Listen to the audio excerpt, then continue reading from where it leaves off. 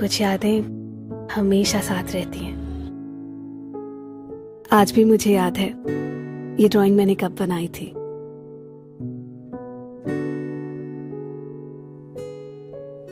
शायद मेरी ड्राइंग बाकी बच्चों से बिल्कुल अलग थी। कैसे बताती कि अपने पापा को सिर्फ तस्वीरों में ही देखा है।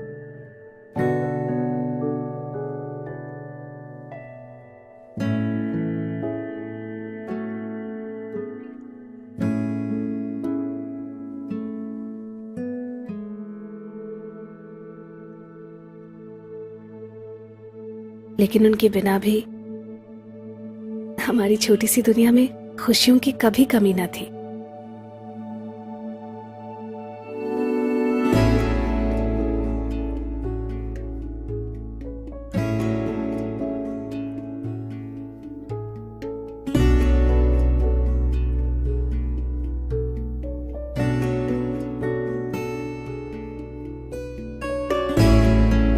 हर हंसी के पल ने इस रिश्ते को और मजबूत बनाया।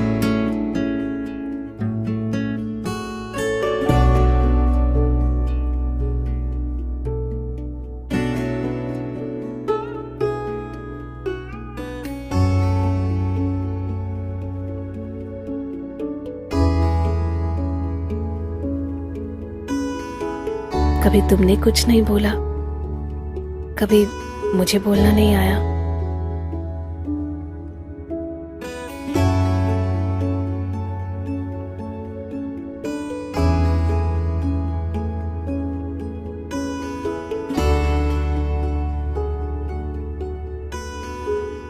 अधूरे होते हुए भी अधूरा कभी नहीं लगने दिया।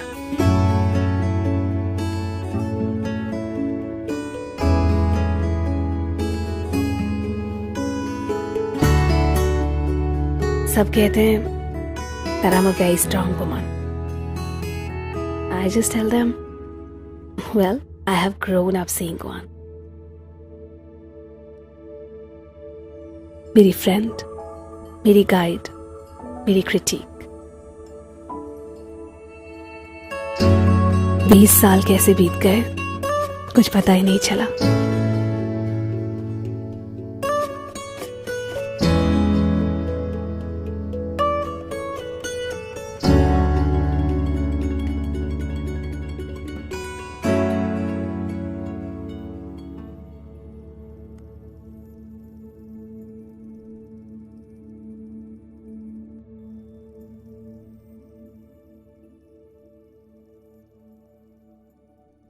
माँ, मेरी नई जिंदगी आपके बिना अधूरी है। इसलिए शादी के बाद आप मेरे साथ ही रहोगी।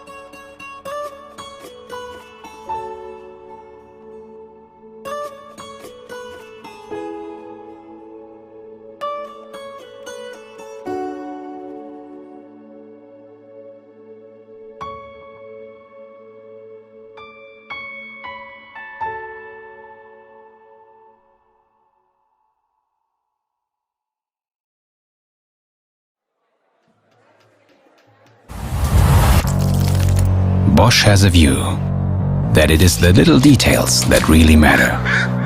Because when all of these are perfect, they make for a perfect whole. When every membrane is where it has to be, the butterfly not only flies, it soars. Every single pigment plays its part, and every part has a crucial role. That's why at Bosch, it's these little details that we really care about. The tiniest, most precise measurements, the quality of the materials, the convenient solutions. It's the subtle things, The little reminders that make for a big evening. Being there when needed, no matter what. Just the right temperature for just the right perfect hygiene for your peace of mind. It is all these seemingly little details that can lead to great outcomes. That, when connected, become more than just details. Because when they fit perfectly together, the results will be perfect too. Making big occasions and everyday routines as easy as possible.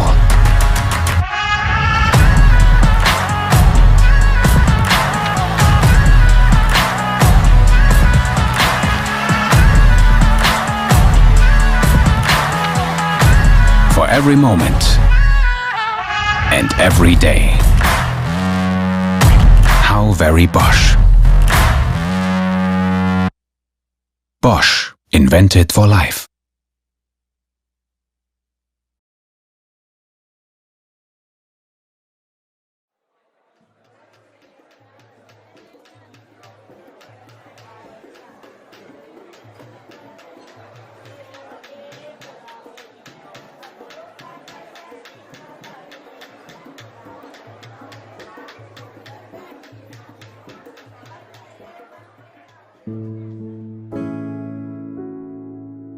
कुछ यादें हमेशा साथ रहती हैं। आज भी मुझे याद है ये ड्राइंग मैंने कब बनाई थी।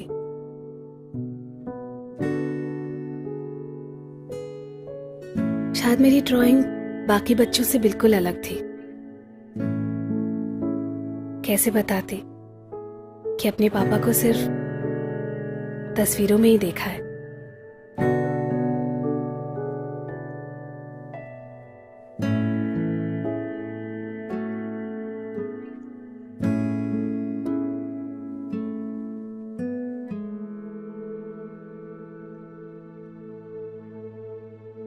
लेकिन उनके बिना भी हमारी छोटी सी दुनिया में खुशियों की कभी कमी न थी।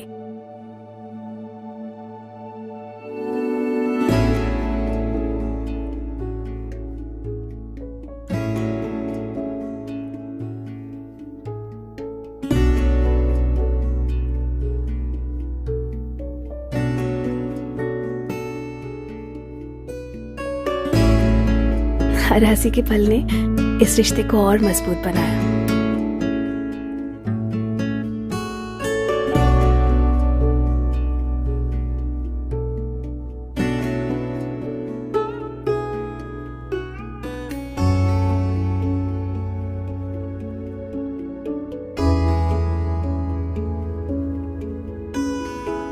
कभी तुमने कुछ नहीं बोला, कभी मुझे बोलना नहीं आया।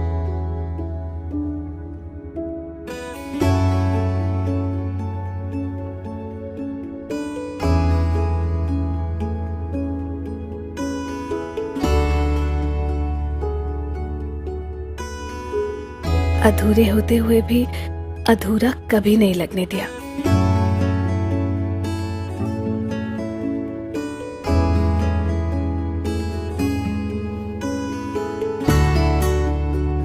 सब कहते हैं that I'm a very strong woman. I just tell them, well, I have grown up seeing one. मेरी फ्रेंड, मेरी गाइड, मेरी क्रिटिक। 20 साल कैसे बीत गए कुछ पता ही नहीं चला।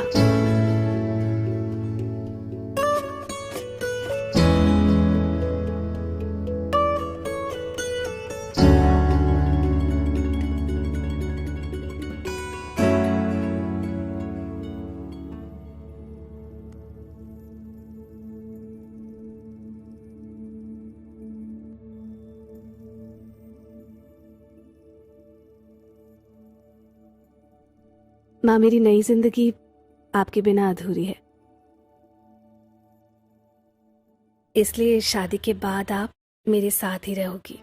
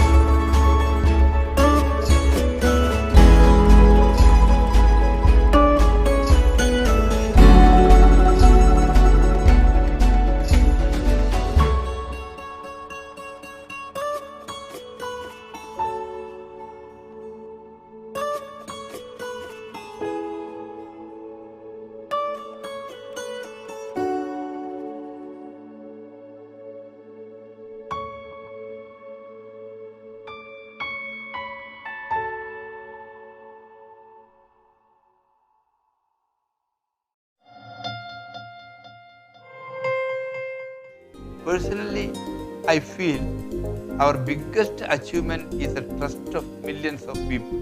It all started about 100 years ago when India was fighting the British. One of the forefathers started what was the first textile mill in Kerala. From the textile mill, the group entered textile retailing and from there on into jewelry retailing in the year 1993 with the first jewelry store in Thrissur, Kerala.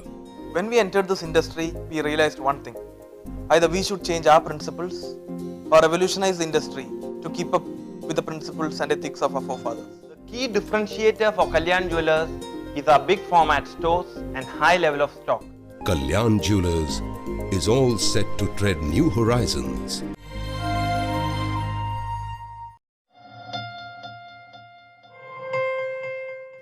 Personally, I feel our biggest achievement is the trust of millions of people. It all started about 100 years ago when India was fighting the British.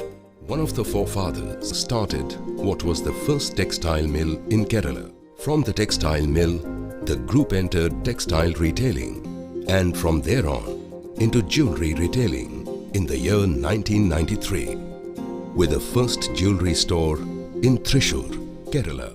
When we entered this industry, we realized one thing. Either we should change our principles or revolutionize the industry to keep up with the principles and ethics of our forefathers. The key differentiator for Kalyan Jewelers is our big format stores and high level of stock. Kalyan Jewelers is all set to tread new horizons.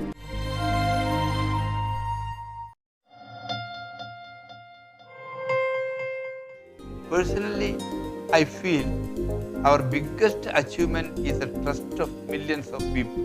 It all started about 100 years ago when India was fighting the British. One of the forefathers started what was the first textile mill in Kerala. From the textile mill, the group entered textile retailing and from there on into jewelry retailing in the year 1993 with the first jewelry store in Thrissur, Kerala. When we entered this industry, we realized one thing. Either we should change our principles or revolutionize the industry to keep up with the principles and ethics of our forefathers. The key differentiator for Kalyan Jewelers is our big format stores and high level of stock. Kalyan Jewelers is all set to tread new horizons.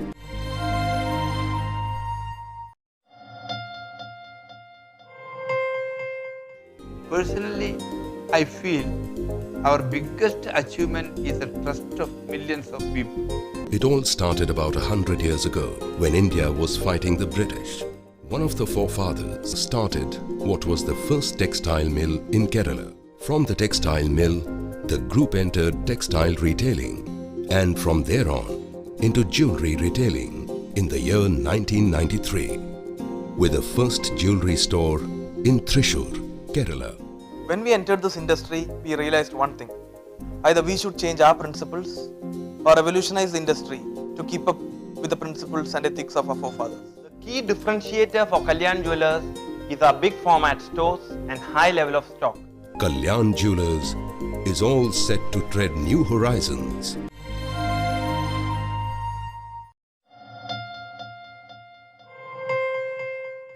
Personally, I feel our biggest achievement is the trust of millions of people.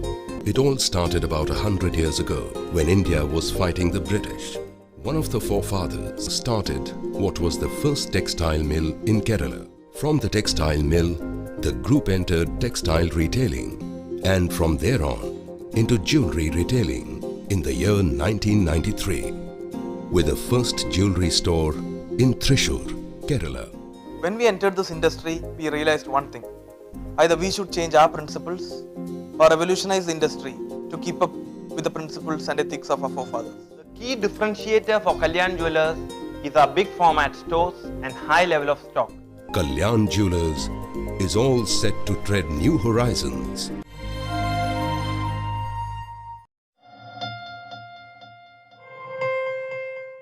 Personally, I feel our biggest achievement is the trust of millions of people. It all started about 100 years ago when India was fighting the British. One of the forefathers started what was the first textile mill in Kerala. From the textile mill, the group entered textile retailing and from there on into jewelry retailing in the year 1993 with the first jewelry store in Thrissur, Kerala. When we entered this industry, we realized one thing. Either we should change our principles or revolutionize the industry to keep up with the principles and ethics of our forefathers. The key differentiator for Kalyan Jewelers is our big format stores and high level of stock. Kalyan Jewelers is all set to tread new horizons.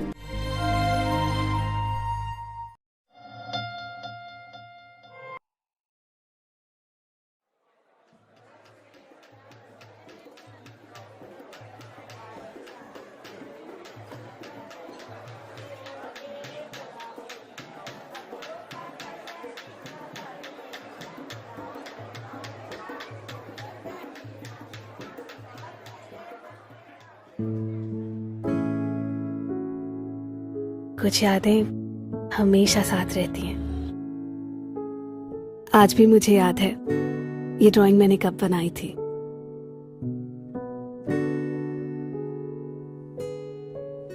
शायद मेरी drawing बाकी बच्चों से बिल्कुल अलग थी। कैसे बताती कि अपने पापा को सिर्फ तस्वीरों में ही देखा है।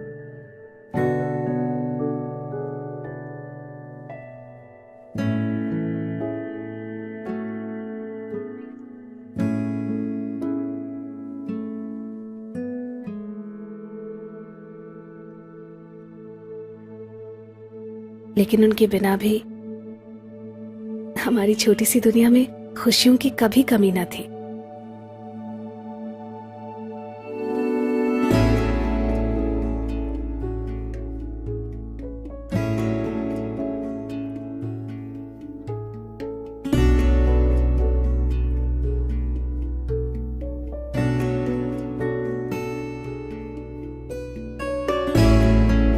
हर हंसी के पल ने इस रिश्ते को और मजबूत बनाया।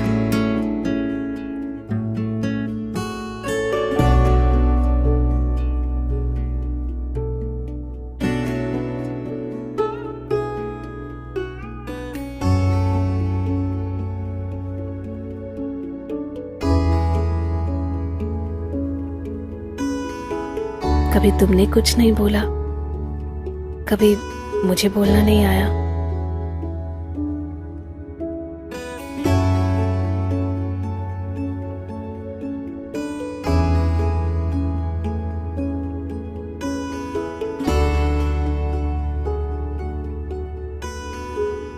अधूरे होते हुए भी अधूरा कभी नहीं लगने दिया।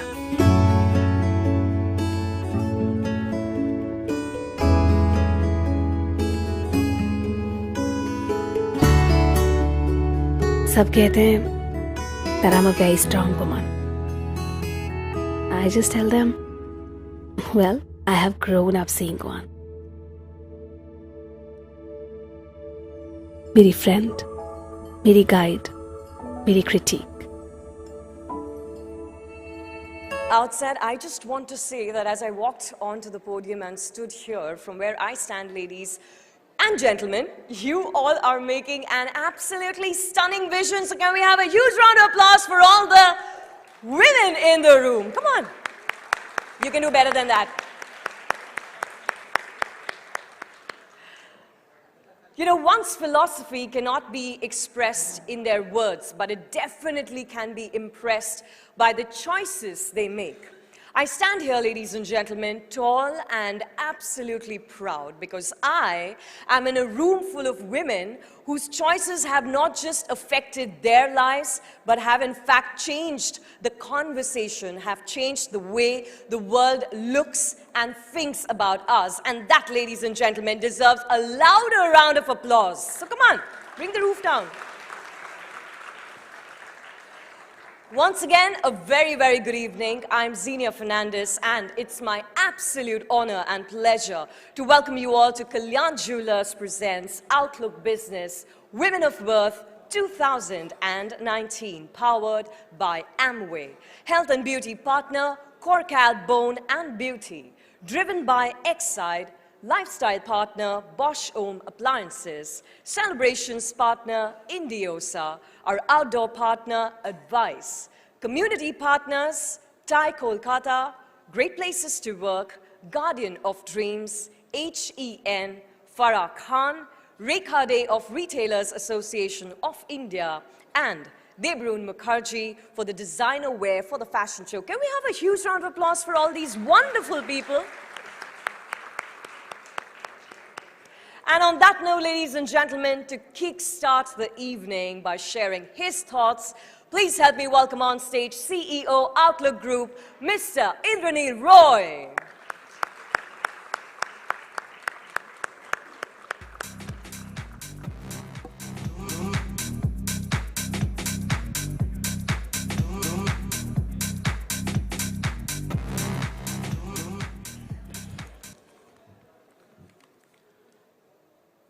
Good evening, ladies and gentlemen. At Outlook Group, we are really glad to launch the Outlook Business Women of Worth platform for women entrepreneurs. Last week, we started our journey from Bangalore, and we got an overwhelming response in Bangalore. Today, we are here. Next week, we are in Delhi, and on 6th of March, we are in Bombay. I'm from Kolkata. It gives me immense pleasure to say that we are in Kolkata today, hosting the Outlook Business Women of Worth for the women entrepreneurs of Calcutta.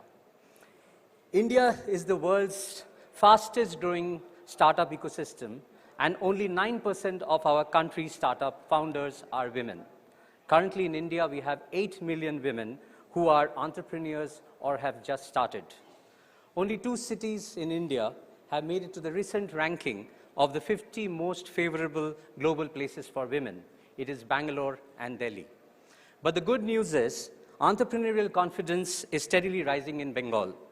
As a recent study, West Bengal finished 9th on the Entrepreneurial Readiness Index. It is also interesting to note that Bengal startups are extremely innovative and are spread across traditional handicraft, IT, and consumer item.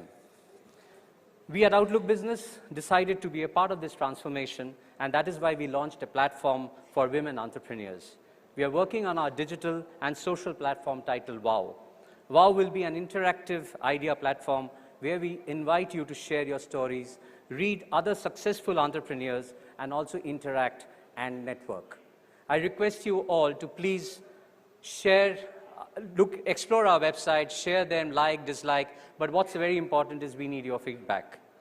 I also take this opportunity to thank Kalyan Jewelers to believe in us and extend their support as we conceive the idea of WoW. Today we are here to launch a website for Kalyan, celebrating we are supposed to be launching here, I assume that it will be launched now. Today we are launching a website for Kalyan Jewelers. The platform will be for entrepreneurs, for lifestyle, fashion, celebrity women, news, friendly travel, health, and wellness.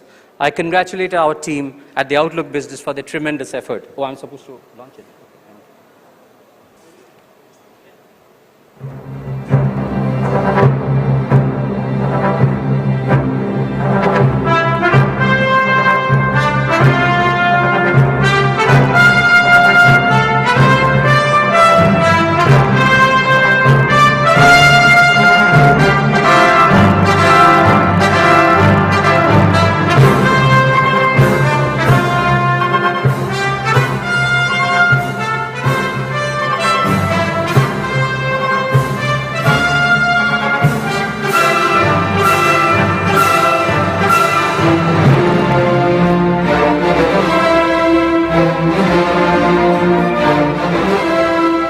I congratulate our team at Outlook Business for their tremendous effort, and thank you all for your time. I really hope you enjoy the evening. Thank you so much.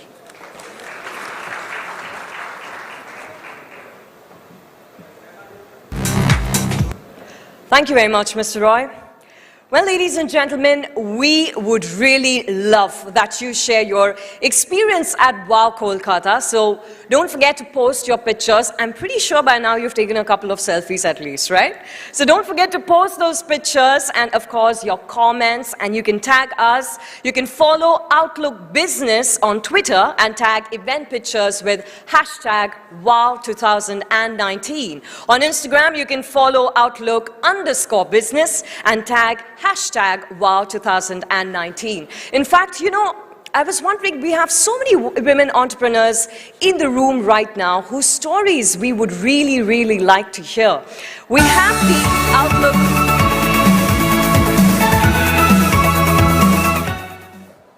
Yes, that's what I'm talking about. We have the Outlook Business WoW Studio, which is set up right here in the pre-function area at the venue. You can get in touch with Neela at the registration desk, and she'll help you film at our studio. And please do tell the world your story through our platform, wow.outlookbusiness.com. So, ladies and gentlemen, to give us a head start into a very exciting part on our agenda, please help me welcome on stage Head Lupin Life Consumer Healthcare, Mr. Anil Kaushal, with a warm round of applause.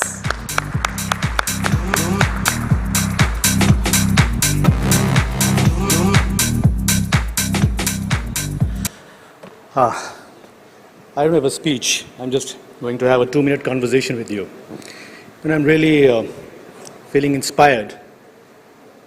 And it's really a privilege to be part of this august company right now. And you might wonder why we're here. Why all these brands are here. I represent Lupin Life, which are makers of Cork, Bone and Beauty. But why are all these brands here? Because 50% of Indian population matters. Right? Marketeers always knew this. Today, political class also understands, right? And I'm not the one who's going to say this, that we can empower women, because I don't think men can empower anybody. They can take care of themselves.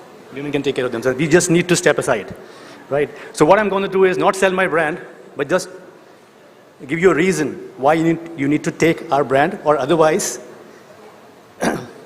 why you need to take care of your health. You know, when you take a flight, you have this safety announcement made in the flight, and they say, दूसरे का नकाब पहनने से पहले अपना नकाब पहने, right?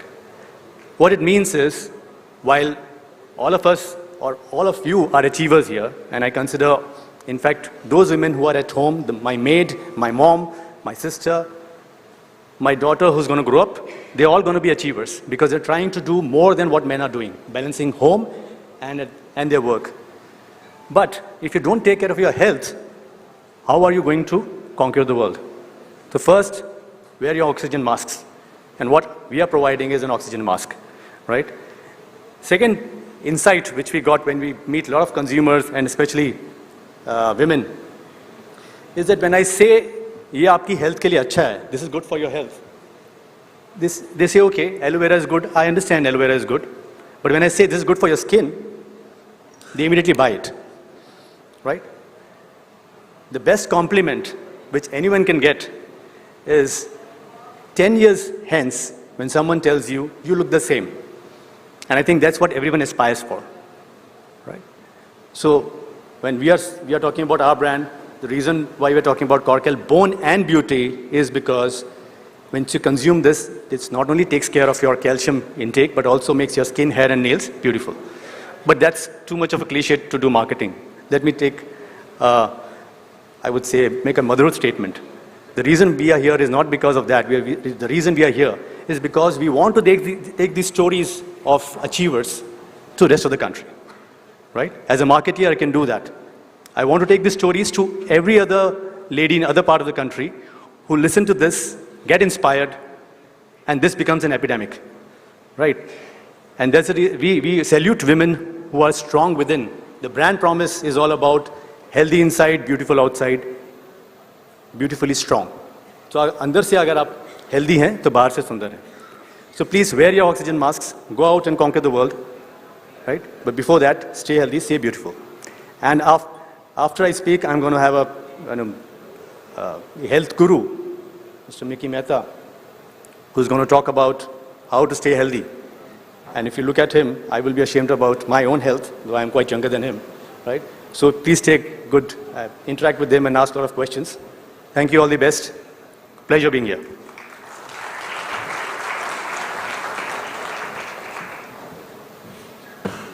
Thank you very much, Mr. Kaushal.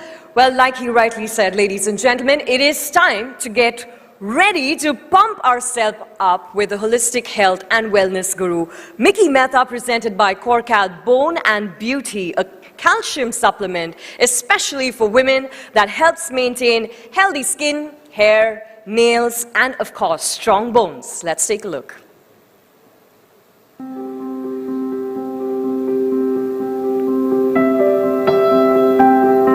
खूबसूरत लगने का जतन हम ऊपर ही ऊपर से करते हैं, अंदर से नहीं।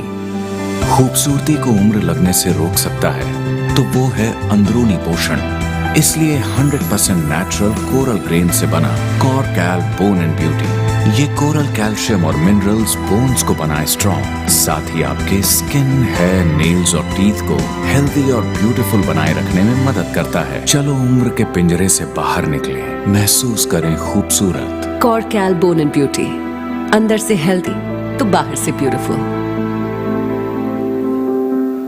लोग कहते हैं शादी हो गई अब घर संभालो, माँ बन गई तो करियर ही खत्म। But I believe women can do it all. I believe in inner strength. I believe in Korcal Bone and Beauty. College की ब्यूटी क्वीन का रोल हो या फियरलेस वॉरियर प्रिंसेस का, I could do it all.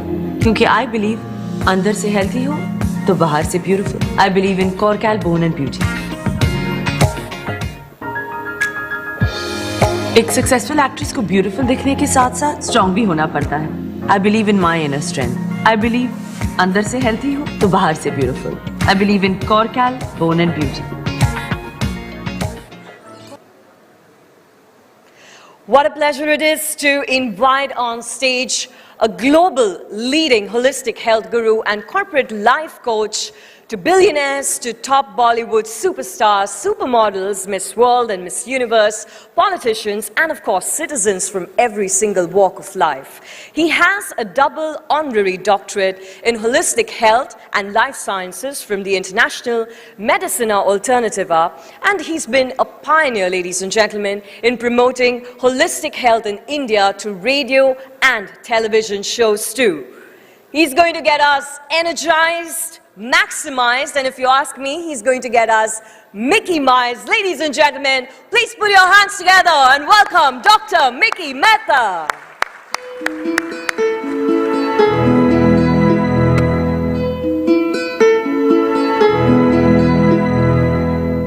Mickey-mize your life.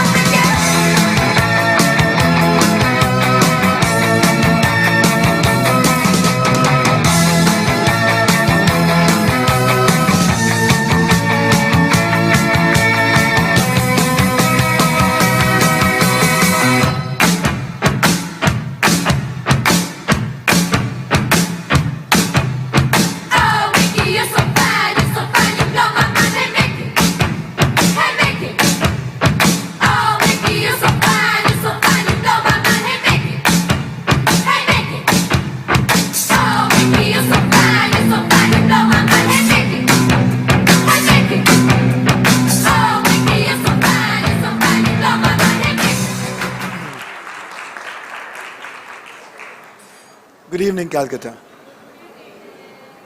Good evening to all the beautiful women here. Lovely women, respectable, adorable. Thank you for coming here. Too much of Mickey. I said, now let's talk about women. Women of worth. You know, every woman on this earth is worth it, but not every man. No, this is a reality. It's truly a reality.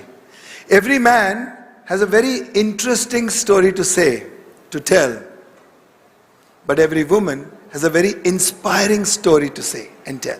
Do you agree with me? Women can inspire. You know why? Because they're more spiritual. You know why they're more spiritual?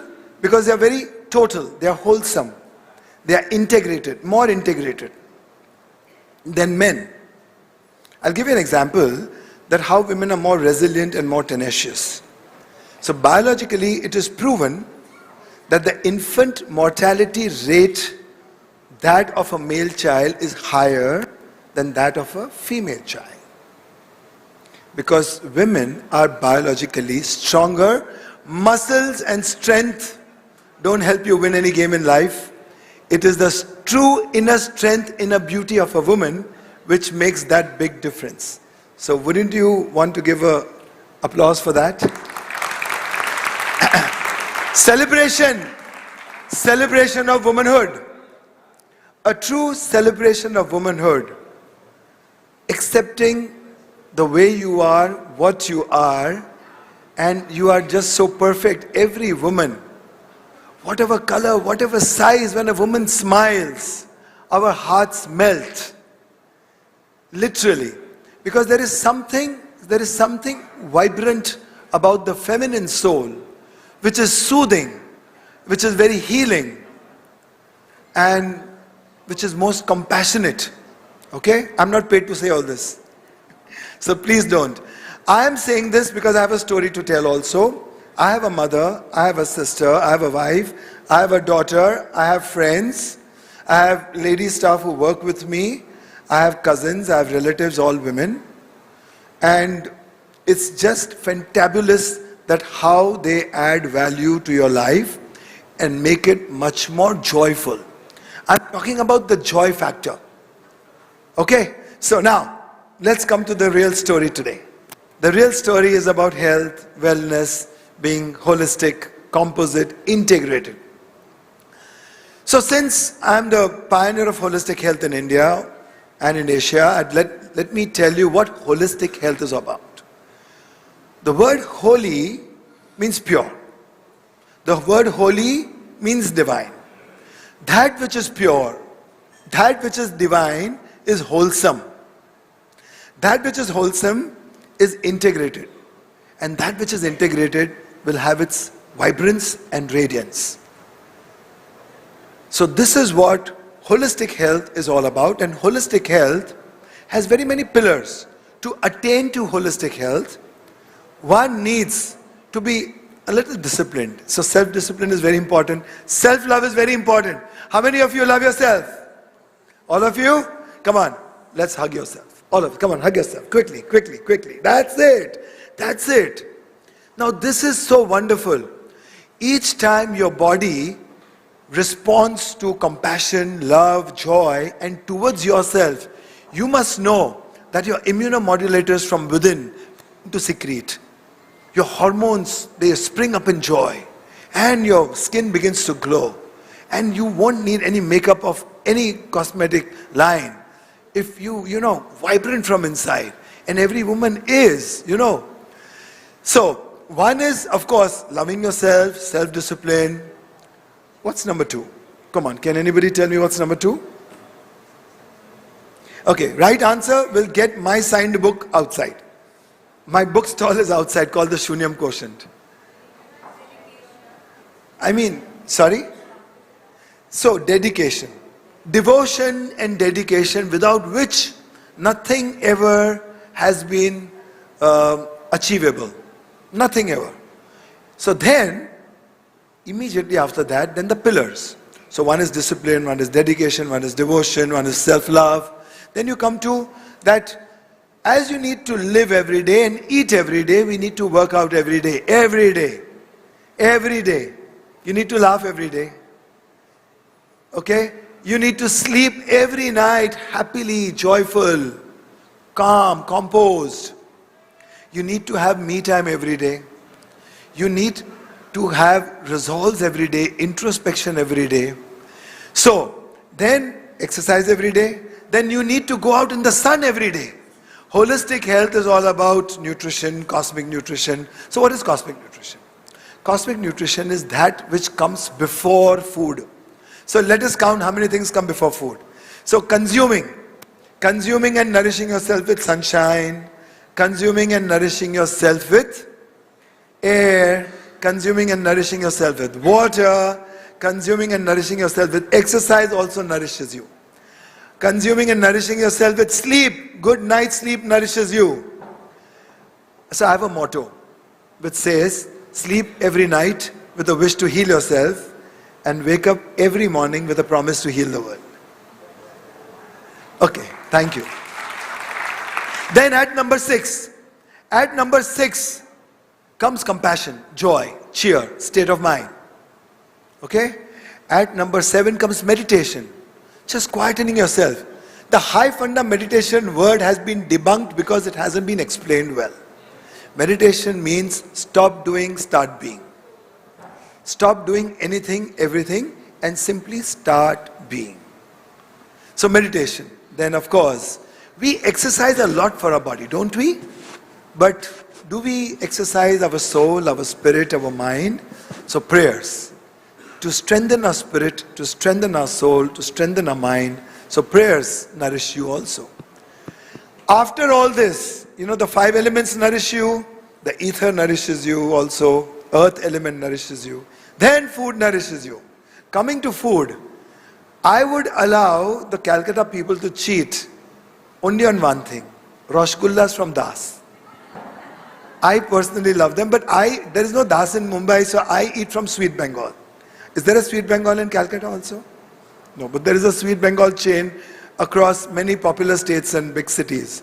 So I enjoy Nolen Gur Rasgulla, Nolen Gur Sandesh. So even I enjoy sweets. So when sweets are made from jaggery, you must come to know that when sweets are made from jaggery, they are not as acidic, and especially when they are baked, the Bengali way of doing it. Okay? So I really hope somebody from Das family is here and sends me a box of Rasgullas thereafter. So nourishment is very important. A healthy way of life. I am told, I have a few Bengali friends, some from Calcutta. I am told a very healthy way of eating is a Bengali way of eating. Okay, because they have all taste buds complete in their thali, in their food plate, right? So the sweet, the sour, the salty, the pungent, the bitter, the astringent. What have I left out? Sorry? Yeah, that's it. So, Bengali way of life and Bengali way of eating food, provided you eat like a human and not like an animal. You know why I say this? Because when you see people in the gym or when you see people walking, have you seen people walking in the parks? I'll show you how each person walks. So there's this one person, remember, walks like this. But in normal life he walks like this. But when he has to exercise, he walks like this. I mean, he has to see his own video to realize. Then there are some people in the park who walk and too tight, completely tight. You're supposed to loosen up. You're supposed to relax. You're supposed to open up. You're supposed to connect. Oh my God, what's happening? Then you see people in the gyms. What for? I don't understand. Then we see people sprinting and running for kilometers away and kilometers away. I don't know who they are running away from. I don't understand what are they running towards in life. Because everything is available in here now. I mean, no offense to marathon runners. Please keep up at it. It was just a joke. So food, exercise. So food mein vegetarian, is a healthy way of life. If at all you eat non-vegetarian, try and eat loads of vegetables, because every meat, every flesh is acidic, and salads and vegetarian food is alkaline. And the way to health is being alkaline, alkalized body. So fruits, roots, vegetables, sprouts, condiments, herbs, vegetable juices, this is the way forward. Millets. And try and avoid eating in the nights. 7:30 is a good cut-off time to have your last meal and enjoy. Now, I want to know how many of you want to celebrate fitness. So I will invite some 5-6 women on the stage. Come and participate. Please be my guest. Please, lady, please be my guest. I mean, that's the spirit. Sari will do. It's the spirit. I mean, sari doesn't do anything. It's the jacket. No, spirit. Come on. Come on. Come up, ladies. Come on. Give them a good round of applause. So I'm going to show you a 3 to 5 minute workout. What one can do in the morning, simply to loosen up, simply to get the rhythm back in life, and simply for the body to start flowing. Energy, urja, prana, blood, air, oxygen, ether, everything. And your earth comes alive. Okay, everybody take 2 hands distance. Good evening, ladies. Thank you so much. What a spirit. What a spirit. Amazing, amazing. I mean, if you're comfortable in heels, I'm comfortable too. Great. Just spread out, spread out, spread out. Okay, so just follow me. Find your space, find your space, find your place under the sun. Okay, so maybe have the music, please. Come on. Come on. Come on, Bob. Put your hands up. Go down. Move, move, move, move, move, move. And anti-clockwise. Anti-clockwise. Breathe in, breathe out. Breathe out. Breathe out. Breathe in, breathe in, breathe in, breathe in, breathe in, breathe in, breathe in. And now let's march. And come on. Thank you. So ladies, you know what we did? What we did, for the 2-3 minutes in the morning, what you need to do is just open up, open up, open up, open up. So one is the clock exercise, anti-clockwise and clockwise. With this, your stomach, your waist, your lower back, your circulation, everything falls in place. So, would you like to continue with me? Sure? Give me 5. High five. Yes, high five. High five. High five. High five. High five. That's it. And all of you, high five to me, come on.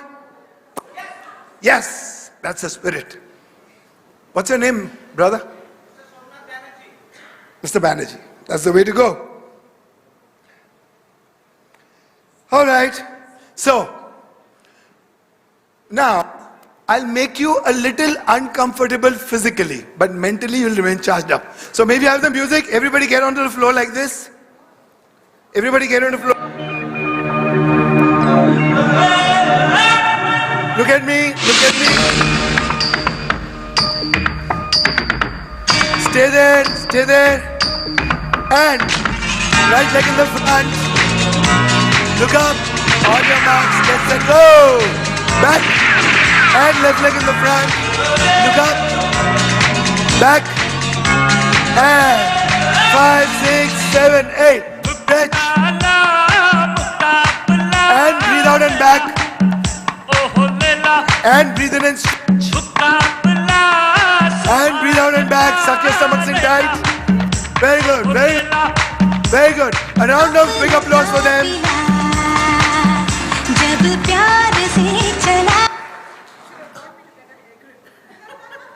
You know, as I said, that your spirit makes you look beautiful. Whether or not your hair covers your face, but your persona comes out strong. So, great. Thank you very much. Back. Thank you. So, ladies, coming to the point, that the 2 set of exercises that I showed you in a combination are very, very good for reversing your age. stimulating your spine, making sure your body weight is taken by your hands, making sure you breathe in, breathe out, you suck your stomach in tight, you fully stretch, you fully contract, you fully circulate, you come alive. So 4 to 5 minutes of exercise, should you have only 5 minutes in life, I mean in a day, sorry, then this is what you will do.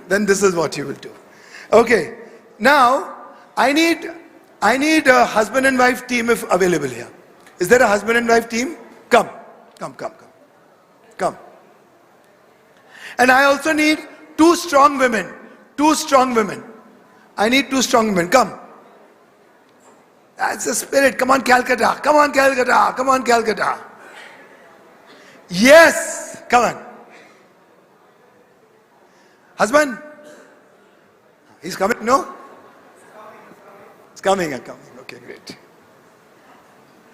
You know, I'll just demonstrate this. Husband is too tall. It will be a little difficult for me to demonstrate, but I'll try. Okay, come. So this is what you have to do. No, hello, don't grab me. Okay, no, you know what? No, I'll take you. Okay, so you just have to let yourself completely loose. Alright? So, what one person has to do is slowly go down and stretch. Drop your neck back. Don't do anything. Thank you. And back.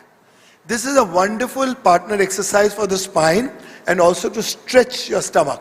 So husband and wife can do it together, and 2 strong ladies will go back to back and do it alternately. Is that fine? Come on, but be sure that your grip is tight and very slow, and the person who's sleeping has to surrender. Okay? Chalo. May we have the music, please? ये तो है Slowly. Come on, very good. Do you want a partner? All right. Do you want a partner? Okay. Let me say what All right. Amazing. Come on. And change. Try very slowly, properly. Oh, beauty. All right, man. Amazing.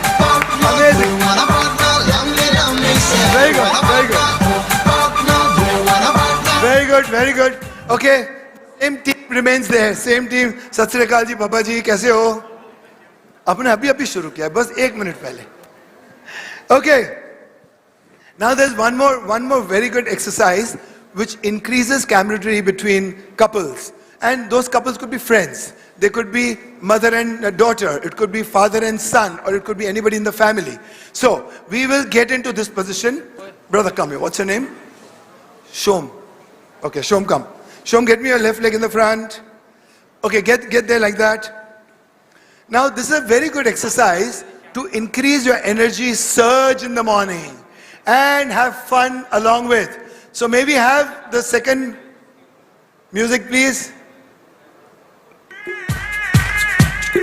1, 2, what an idiot. 3, 4, God, what is he 5, God? and 6, and 7, and 8. Come on, she's missing you. Come on, continue.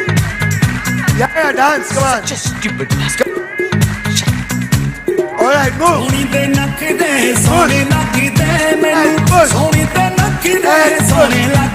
Very good, push.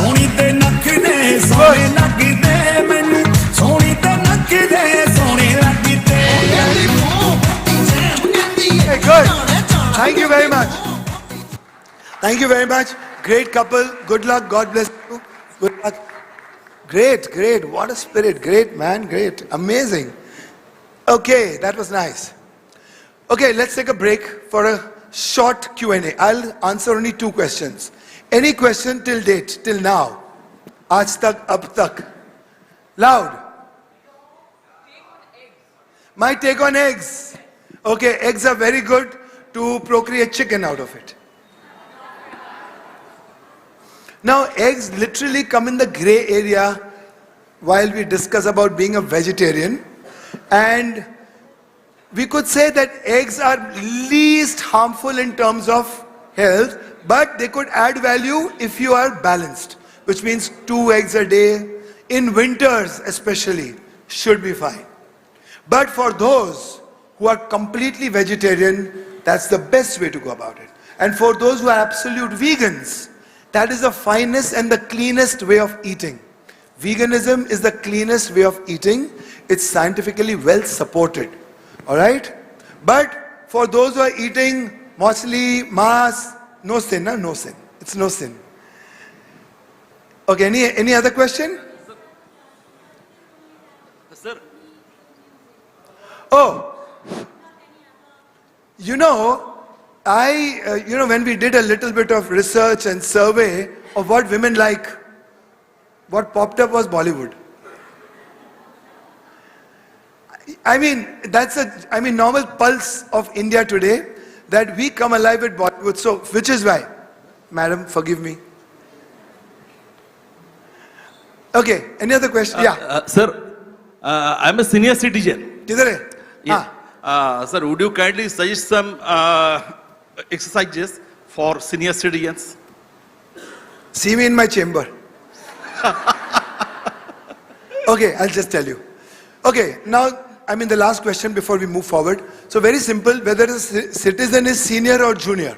Very simple. What is most important? Why do we exercise? We exercise to stimulate our body. We exercise to move. Two most important pillars of exercises are rhythm and circulation. So for rhythm of the heart, your unit consciousness to get synchronized with the unity consciousness. So which is why you circle your arms, you do this, you do this, you do twisting, twisting, twisting, you do side bends, side bends, side bends, forward, backward bending. So, some 4 or 5 exercises like this for senior citizens done very slowly, over 10-15 minutes, and complemented with walks, long walks, and stretching, floor stretching, should be very, very good. But should the senior citizen be conditioned well, then you can do weight-bearing exercises as well. Thank you. We move forward. Mickey, sorry, just one more question I had here. Yes. This side, this side. So while you've been talking a lot about good intake of food and a whole lot of things that you have to do naturally, is there a need for supplementation today? Because there are so many supplements available today in the market, and what are your views on that? Okay, so supplementation is a double-edged sword. If the supplement quality and the source of the ingredients are good, you must consume under supervision.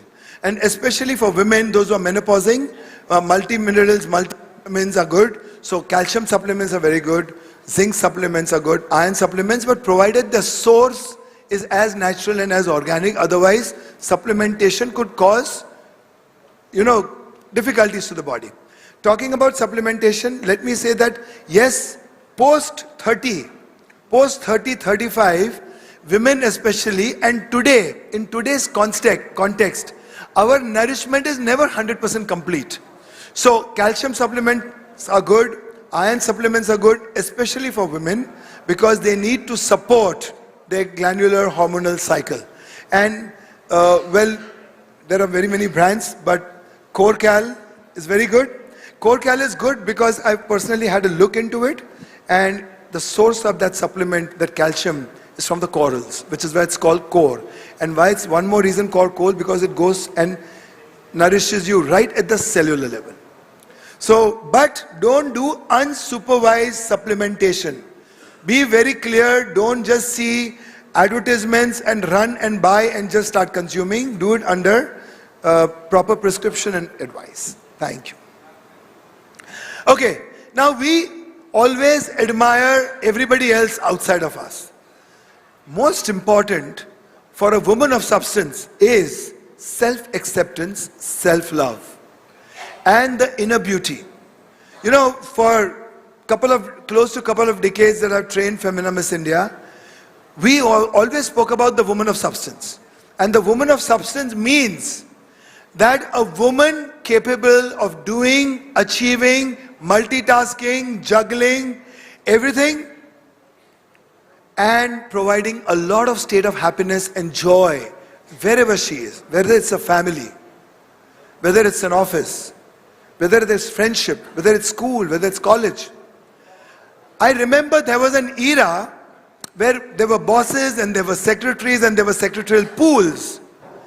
Trust me, many bosses and senior people have shared with me that for those women who worked very hard at home but still came smiling on the dot of 9, on the dot of 8:30 and worked till 8:30, 9 in the night with the same smile on, with the same offering of sincerity, integrity, devotion to work, was commendable, is commendable. So a round of applause for all the working women of the world. It is a kind of grind they go through very gracefully. They do break down. They do have their, sensitive moments. But a true woman of substance who is beautiful from inside realizes what she needs to do as a call of duty for her alma maters, for her family, and for her life. So inner beauty of a woman is very, very important. Now for this, celebrating the inner beauty, what we'll do is, I want everybody to stand wherever they are in your chairs, and I'll play a music. I want you to shut your eyes. I want you to imagine yourself before a mirror. The way you look perfect and beautiful. But you can always excel, so you will take a pledge to change yourself hereafter in terms of food, exercise. So all of you loosen up first. Maybe have the music play. Okay, shut your eyes and start nodding. This is affirmation. Believing in yourself. The club isn't the best place to find the lovers, so the bar is where I go. Enjoy the groove. Me and my friends sat at the table doing shots, tripping fast, and then we talk slow. And you come over and start up a conversation with just me. And trust me, I'll give it a chance. Now move your shoulders. Stop and the man on the jukebox, and then we start to dance. And I'm singing like, girl, you know I want your love. Your love was handmade for somebody like me. Come on now, follow my lead. I may be crazy, don't mind me. Enjoy, take your hands up. Come on, celebrate. Celebrate yourself. Celebrate your womanhood. Celebrate your body, the way it is. Come on now, follow my lead. I'm in love with the shape of you. We push and pull like a magnet do. Although my heart is falling too.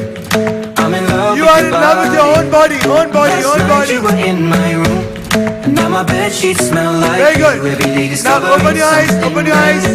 And I'm in love with your come on. body. Move. I'm in love with your body. I'm in love with your body. Okay, thank you. Thank you. To talk about it, that it is always said in some context that women from Bengal are very, very beautiful. Always. And the spirit of Calcutta, with the old world charm and the new age vibrance, the combination of both makes you very unique in every perspective. So, good luck, all from Calcutta.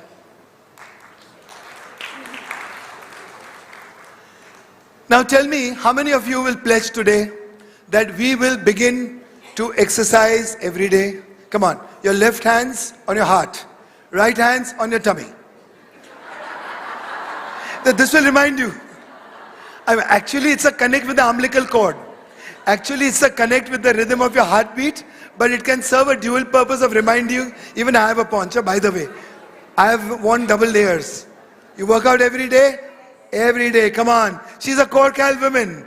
Kolkata woman. Come on, very good. So, let's pledge that, okay, repeat after me. Our life is a gift. A gift so beautiful that I will not let it ruin it. I will take care of it. Today I pledge that I will watch everything that I put inside my body. Naughty girls, don't laugh. I'm talking about food. And most importantly, I will exercise my body every day. I will laugh. I will celebrate. And I will become the role model in my family for my husband, for my children, for my grandparents, for my in-laws to follow. For my husband, children, grandparents, in-laws to follow. I am the leader. And I will always lead by example. Clap. You know the Indian Namaste. Have you ever imagined that why the Indian Namaste is supposed to be just so perfect and receiving and warm and showing care? Because when two energies, yin and yang, Chandra Surya, when they come together, this togetherness, this oneness triggers a flow of compassion. Because your ego gets neutralized, your duality gets neutralized, oneness happens, integrity happens. So when your duality gets neutralized, you know, warmth comes, compassion comes. Now for warmth and compassion, ever since time immemorial, mankind has learned how to clap.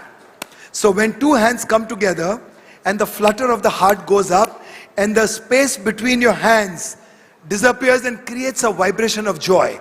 So today we will create this vibration of joy in the city of joy, and this wasn't planned in the script. Very, very impromptu. So we will clap. Come on. Come on, raise the bar. Raise the bar. That's it. Raise the bar.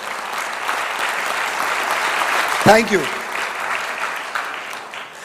I spoke about so many things, but I left out on something about sleeping. That we ought to sleep very well in the night. Very composed. Very tranquil. Absolutely calm. And sleep like a daisy, sleep like a baby. Breathe out your last moment, your last day, your week, your weeks. Your year, your years, your life, your lives. And then sleep innocently. Most importantly, sleep alone, which means be one and whole within yourself. Don't take your children, your husband, your bosses, your in-laws, nobody. When you are sleeping, you've breathed out the world, you've neutralized yourself, and you're sleeping very calm. Very, very calm. Okay? So learn to rest well. Don't compromise your rest for anything. You want your skin to glow like this? Then sleep well. Before you ask me कि आपके चेहरे का राज क्या है? चमक का क्या राज? ठीक है. I normally tell people I was born in a shoeshine factory. Cherry blossom. How many hours? I mean 7-8 hours. 7-8 hours, yeah, that's what you need. That's what you need. Oh yeah, you 16 hours of a day. For every 2 hours of being active, you need 1 hour of rest. But this, see, in sleep you heal. In sleep you heal. Most of you wear heels. So we have a well-heeled society. Let's be a well-healed society instead. No? See the difference. It will be beautiful. Let's be a well-healed society. Great. Oh, now the best thing. I enjoy this the most. Loosen up. Come on, women, put your bags down. The best way to treat cancer, the best way to beat the blues of menopause, the best way to beat any disease made be terminal, irritating, nuisance value is to laugh. The injections, T cells, B cells, interleukin 2, interferons, they're so expensive. $10,000, $20,000, $50,000, $1,000. I'll give you that free. Laugh, laugh. Okay? So we'll do a laughter. So loosen up. We'll take a breath. Hoo hoo. Ha ha. Hoo hoo. Ha ha. Now there is funny about every person sitting in this audience and every human being. Now look at each other and laugh. Ha ha ha ha ha. Hoo hoo ha ha ha ha. Hoo hoo ha ha ha ha. Hoo hoo ha ha ha ha. Typically what happens is, when you laugh, you let go and you vent out all your pent-up emotions. You open up. Your diaphragm moves almost 12 to 13 centimeters, emptying all your carbon dioxide and toxic gases and making way for you to breathe in easy. And no sooner you finish laughing, your consciousness falls into rhythm because your heartbeat comes into rhythm. So shift in rhythm, shift in consciousness, and there you are, happy. Hale and happy. Solutions of problems you get instantly. Effort, or rather confidence to take the bull by the horns, you get instantly. Wanting to take challenges, you get instantly. And champions are those who take challenges gracefully. Without challenges, no one can become champions. And you know, even a baby has to struggle with the mother to see the daylight or to come on this earth. So without a struggle, nothing beautiful is possible. And who knows that better than a mother? Because the pleasure and the joy of the struggle eventually translates into beautiful in life. Provided there is grace and acceptance and taking responsibility. That is what a true Nari Shakti is all about.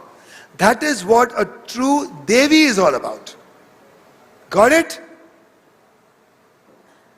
Okay, coming to that, I have a book outside. It's called the Shunyam Quotient.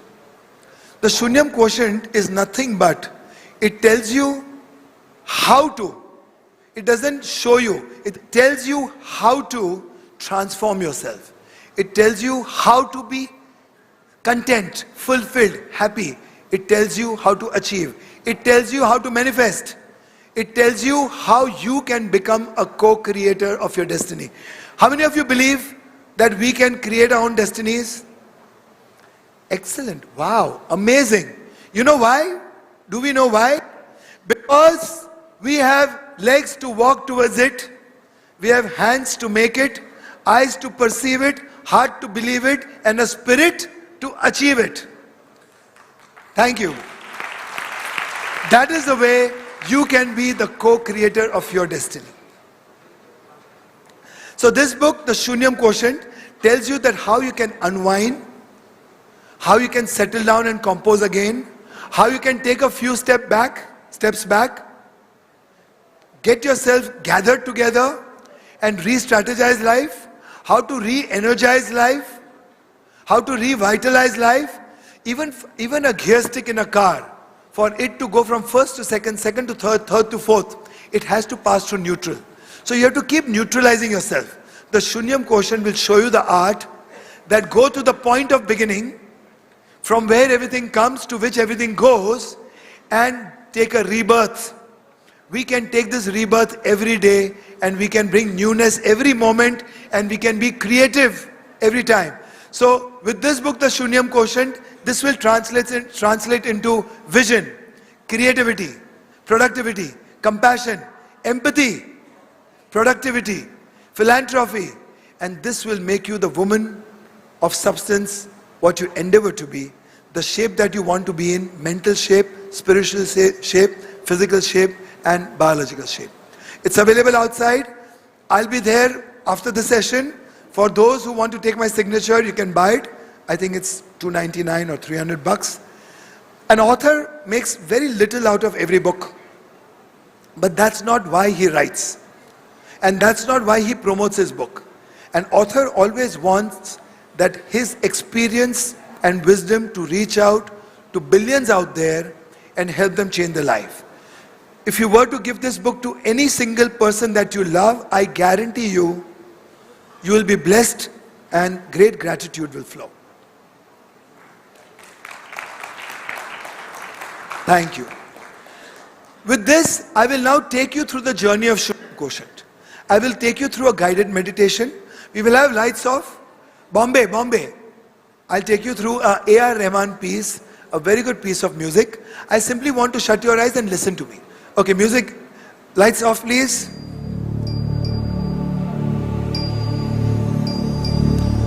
Shut your eyes, but don't squeeze them. Shut your eyes, but don't squeeze them.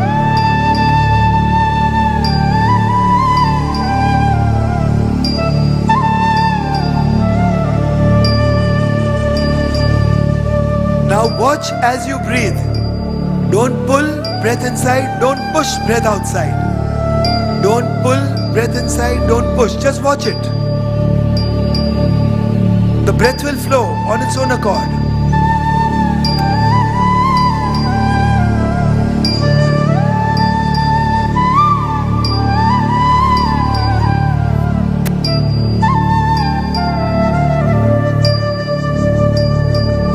Now breathe in energy and breathe out fatigue, exhaustion.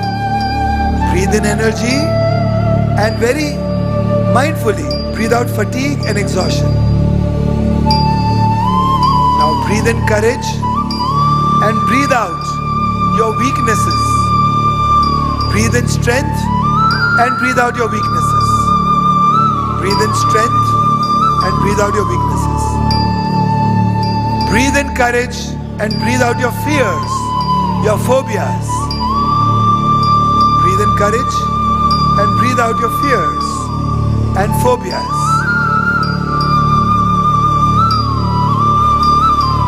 Now breathe in hope and breathe out despair. Breathe in hope and breathe out despair. Breathe in hope and breathe out despair. Now breathe out grudges, resentments, and breathe in love.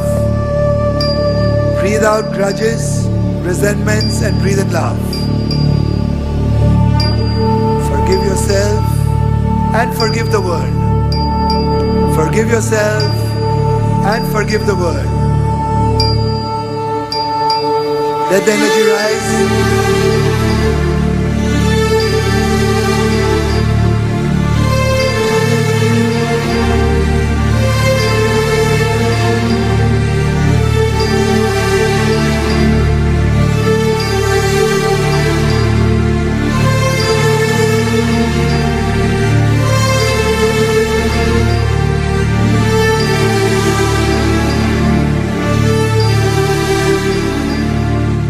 Okay, people, please open your eyes. I'm back here with you. How did you feel? Good? Nice? Happy? Thank you. It's really me worthy of being here. I so much thank Outlook Publishers. I so much thank the WoW movement, Women of Worth. And I so much thank the Lupin people for making this possible for all of you here. My next thing that I'm going to do is very close to my heart. And I want as much participation for all those who've ever seen thin-looking girls walking the ramp. But I've always thought that how I wish I would be there. So please come, I'll teach you how to walk the ramp. Come. Come, be comfortable. Be comfortable in your skin. Drop your inhibitions. Now is the time. That's the spirit. That's the spirit. Now is the time. Come, come ladies, beautiful, amazing. Madam ji, be the showstopper, come be the showstopper, come. Huh. You've lost 100 kilos. From 100 to this, amazing. I have to tell you a very good story. Lady, please come here. What's your name, lady? Ravneet. Come. What a beaming smile. And Papa ji, aapka naam kya? So Gurshan's lovely wife, Ravneet, has from 100 kilos has become this today, and that shows some amount of discipline, dedication and devotion. 3D, let your life be 3D. So it's amazing, and I'm so happy that you have inspired so many people. Trust me, it's not important to become a model like, but it's important to be healthy, happy, and very fit within yourself. That is the idea, and I salute that. Thank you.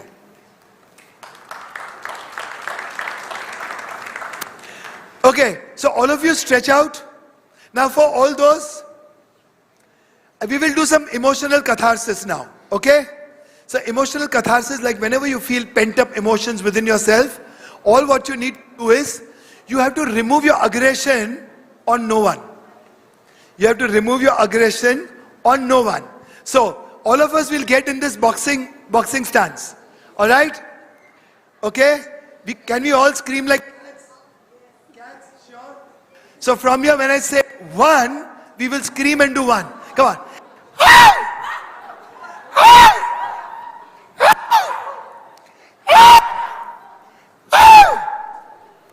This removes your aggression. And then you're free of it. Then you don't want to hit anybody else. And then you have creative solutions. Don't imagine your husbands. Don't imagine your sasus. Simply, you are just venting it out in the open so that you can laugh thereafter. Okay, now I want, so you will be in the center last, showstopper. So I want you to follow, the whole line, follow me, and I will teach them how to walk like a Miss India. Okay, we'll try. We'll give it a shot. Okay, maybe have the music. So first in the place, we'll just groove and dance. We'll celebrate India's story, patriotism, India's story. Come on. Very good. Okay, come on, girls. Very good. That's it. Just groove. Just groove. And smile. Perfectly. All right. Loosen up. Okay, we'll start walking. Music higher.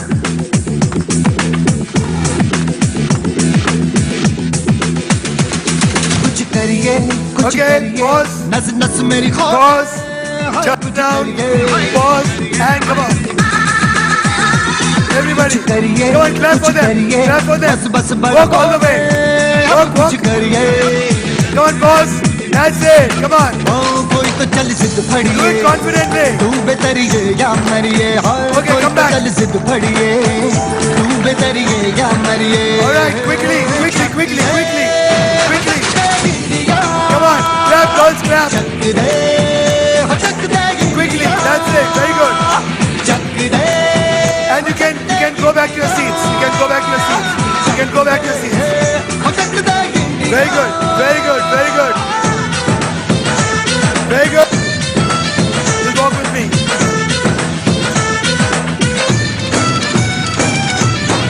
लड़ती पतंगों में, लड़ती उमंगों में, खेलों के मेलों में, फल खाती रेलों में, गन्नों के मीठे में, खद्दर में छींटे में. And now we walk with the showstopper who deserves a big round of applause for a great journey. और खुल के आज बिखरे, मन जाए ऐसी होती. Now this is a true wow moment.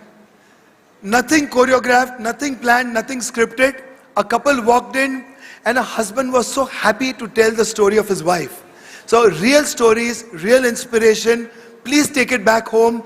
Even if you can apply a little bit of whatever you've imbibed today, I will sleep very happy tonight and ever after. Thank you very much. So, okay, ladies and gentlemen, with this, we come to an end of this session. And I will answer only one question, and that's it, one question, but a very challenging one. Come on, quick. Yes. What should we do for the guts, the battle of the bulge? Okay. Remember one thing. There is a new science which says there is a brain-gut axis. And there is a new science which says that there are more microbiomes in the body than the cells. And you need healthy bacteria. So eat as much raw, as much nice, as much healthy, as much alkaline food. Exercise your stomach. Every time you exercise your stomach, remember, your solar plexus breathes out your fears, your apprehensions, your despair, your fear psychosis, and you become very, very strong with courage. And this is what drives us to the point to say, do you have the guts? So strong guts, strong courage will make you the wow woman, and let's celebrate in the city of joy the wow woman. So get optimized, get maximized, get energized, get naturalized, get revolutionized, get internalized, get eternalized, get specialized, get regularized, get revitalized, get Mickey-mized. Thank you very much, thank you. Ladies and gentlemen, if you are Mickey-mized, then we need a Mickey-mized applause. Come on. Dr. Mehta, thank you so much for reinforcing that health is not really about getting on the scale or measuring your waistline. It's about how we feel from within. So from health, ladies and gentlemen, we're now going to move on to another very important conversation, which is fashion. Now, while for some of us, fashion is about looking good, in truth, fashion really has to do with who we are. It has to reflect where we are at the moment and where we are going. Ladies and gentlemen, talking about fashion, jewelry has to be the armor to the reality of our everyday lives. Be prepared to get dazzled as we now present a fashion show showcasing India's best jewelry and craftsmanship from the country's oldest and largest jewelry brand, Kalyan Jewelers. Round of applause.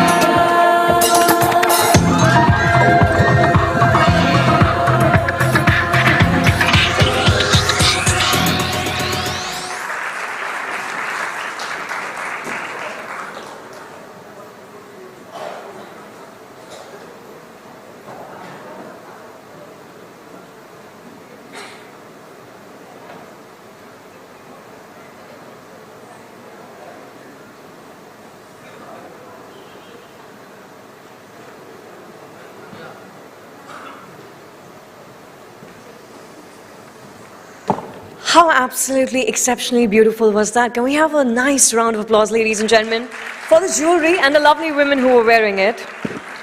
And of course, the bridal wear that you saw was designed by Debrun Mukherjee. Debrun is a luxury bridal wear brand based out of Kolkata, its creative head being Debrun Mukherjee himself, and he has this label for the last 11 years in India. Thank you, Debrun. Well, on that note, ladies and gentlemen, to set the context for the evening and to tell us what Outlook Business Women of Worth is all about, please help me welcome on stage with a warm round of applause, Editor, Outlook Business, Miss N. Mahalakshmi.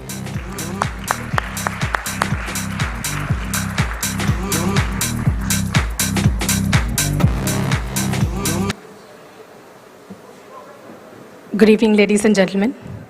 What an absolute delight to host this evening in Calcutta. It was 2 years ago that I came for only the second time to Calcutta to essentially understand the entrepreneurial ecosystem in Calcutta. We had a property for women entrepreneurs which we had developed about 4 years ago, and we used to do about 15 women entrepreneurial stories in a special edition and host them in an award function in Bombay. And we wanted to expand that and bring in more and more women entrepreneur stories to mainstream media. And with that intention, 2 years ago, I came here and met a whole bunch of entrepreneurs, inheritors, and found a remarkable set of stories. And that gave me also the insight that we couldn't do justice to women entrepreneurs by just putting in 15-20 stories in a special edition every year. There were far many more beautiful stories to be told. So last year we decided that we should create a full-fledged portal to tell these stories. So here we are with wow.outlookbusiness.com, which profiles stories of remarkable women entrepreneurs. And here we are, this year we are doing a 4-city tour and showcasing a whole bunch of women entrepreneurs across cities. And we are super excited to be in Calcutta. Thank you very much for this enormous response. And to the women entrepreneurs of Calcutta, kudos, congratulations. Look forward to showcasing a lot more inspiring stories and engaging a lot more. And I can't speak Bengali, but I can sing. So just a couple of lines in Bengali, something I learned in my college days. But I just remember it was apt even for somebody who is starting out as an entrepreneur, because it's pretty much like when you pass out of college. Its entrepreneurial journey is full of hope, dreams, you're starry-eyed, you want to change the world, you want to change your own life. So here it is. ওই উজ্জ্বল দিন ডাকে স্বপ্ন রঙিন ছুটে আয় রে লগন বয়ে যায় রে মিলন বিন ওই তুতুলিছে ঠান শুনো আহ্বান শুনো আহ্বান ওই উজ্জ্বল দিন ঢাকে স্বপ্ন রঙিন ছুটে আয় রে লগন বয়ে যায় রে মিলন বিন ওই তুতুলিছে টান শুনো আহ্বান শুনো আহ্বান। To wow Calcutta, hip hip, hip hip, hip hip. Thank you so much. Thank you so much, Mahalakshmi. That was wonderful. Well, ladies and gentlemen, India is slowly but surely embracing the power of women in shaping a society and contributing to the economy's growth. Amway is a firm believer and a supporter of women empowerment and an equal opportunity player. Founded 60 years ago on the spirit of entrepreneurship, Amway has inspired over millions of people across the globe. Amway India has more than 60% of its direct sellers comprising of women entrepreneurs and is absolutely humbled by their passion and commitment to entrepreneurship. Today, ladies and gentlemen, we have with us 3 such women entrepreneurs, Amway business owners, who will take us through their entrepreneurial journey and share their experience. May I now call upon Shruti Venkatesh from Outlook Business to please join me on stage to moderate the chat. And let me now call upon the 3 Amway ladies. Let's welcome them with a warm round of applause. Preetha Bhattacharya, Subha Datta, and Sashwati Dasgupta.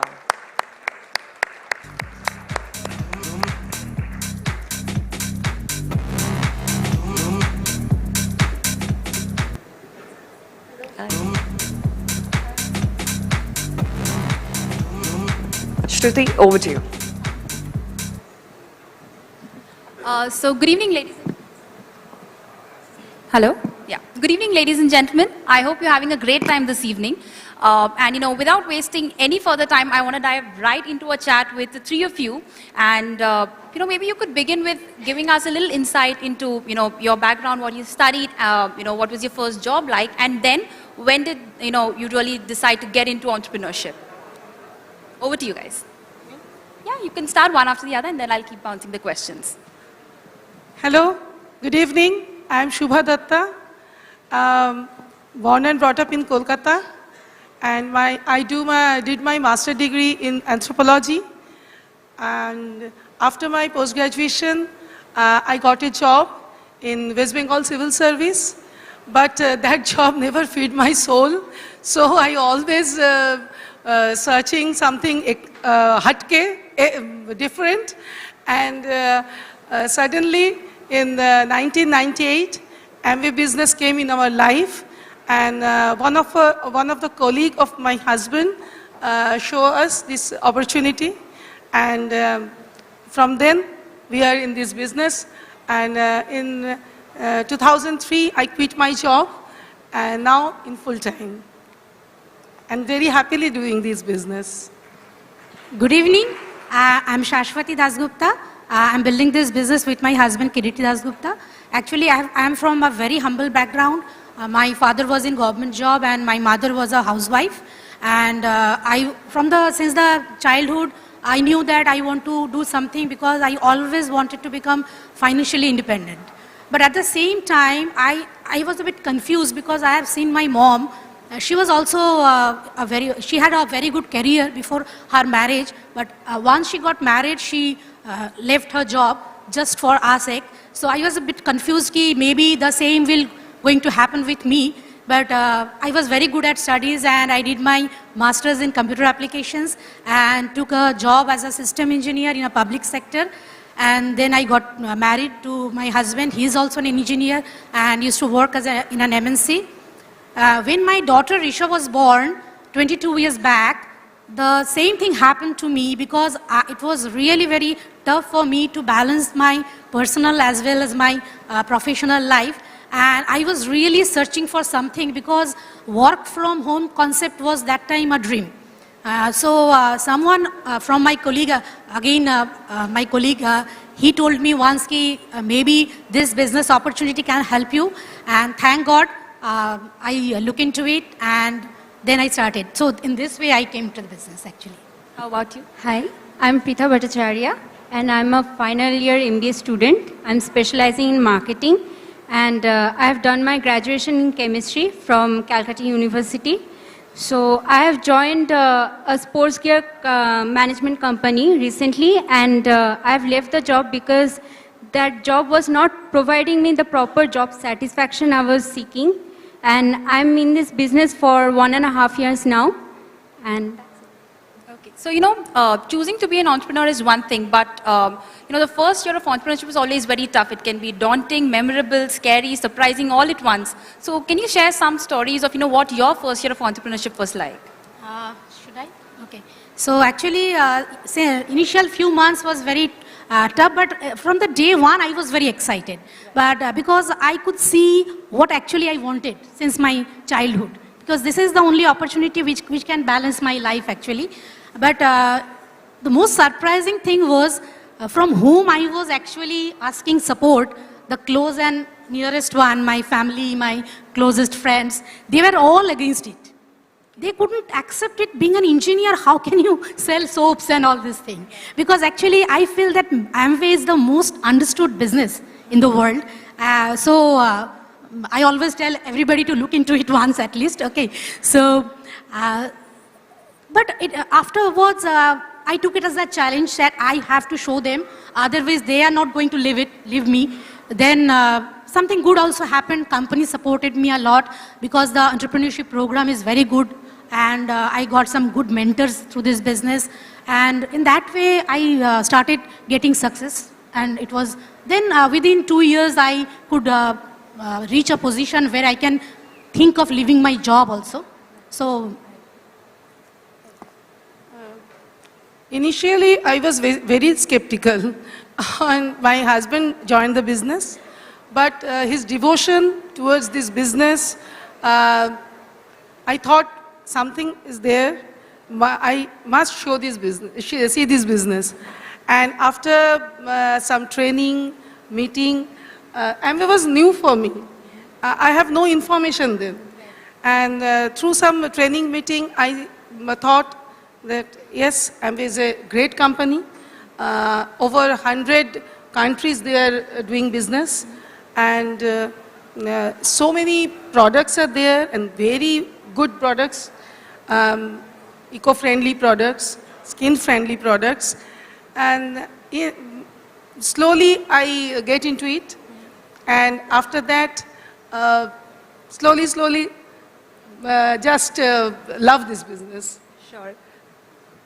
My first year was very challenging yet motivating. Challenging because this whole entrepreneurship concept was very new to me in terms of practical implementation. But my parents are entrepreneurs, they are senior leaders in this business. So they always guided me. It was very motivating because I got to meet a lot of accomplished people and from them I learned a lot. Sure. So, you crossed the first few years of learning and growing. Then when was that moment where you felt, gratified of being a businesswoman? When did you start seeing that initial success and inflection point? What was that for you guys? Can I see? Our business, most of our business in rural areas. And as a social, I have a social background. That means I'm from anthropology. I saw immense potential in women, but they are confined in kitchen and home only. But through this business, they are now economically independent. They are also uplifted, empowered, and after certain training, meeting, they are also doing very well and going foreign countries. And I think this is the most valuable thing for me, to empower them or help to empower them with the help of Amway team. Actually, just I shared you that since my childhood, I was a bit confused. And I always dreamt of an opportunity which can, irrespective of gender, age, locality, educational qualification, can create something for people, especially for the women, so that they can always balance their personal as well as professional life. And when I looked into Amway and saw that, yes, this is the only, I don't say only, but this business can really help. Okay, so I felt really gratified. And since last 20 years, so many youngsters who took it as a career in my organization, they never going for any other job. And so many women, especially the homemakers, being so educated, who couldn't take job for their family, now they are financially independent and they are also financially helping the family. So many retired person also, they took it as a second innings of their life. And so many professionals like me, they are again getting a stress-free life like me. So definitely it's a really gratified life. And see, being an engineer, my contribution to the society was very limited. And people think that I'm successful. But through this business, I can make so many people fulfill their dream. So that I think it's a life of significance. Wonderful. I always wanted to be an entrepreneur, but my inflection point came when I joined my MBA curriculum, and I decided that this is it, I want to be an entrepreneur. And I felt very gratified when I realized that I was able to motivate and help people to change their life for the better. And it felt very good when I realized that many women like me taking charge of their finances and life as a whole and making the most out of this opportunity. So that made me more attracted to this business. Okay, and finally you would like to know that there are a variety of ways in which you can pursue your entrepreneurial dream, but doing business the Amway way, how has that been helpful to you? I can tell one thing, that I am a better person now, and as I am happier. And when I joined the business, I was totally, my life was totally chaotic. Okay, and so I was already totally messed up with my job and my family life. My daughter was only 1.5 years old that time. Now she's 22 years old. Okay, so again, above all that, the business came into my life. I had to prioritize that. But this business taught me how to create the balance. It taught me how to become more patient, it taught me the people skill, deal with people, then leadership, how to build the organization, and more empathetic.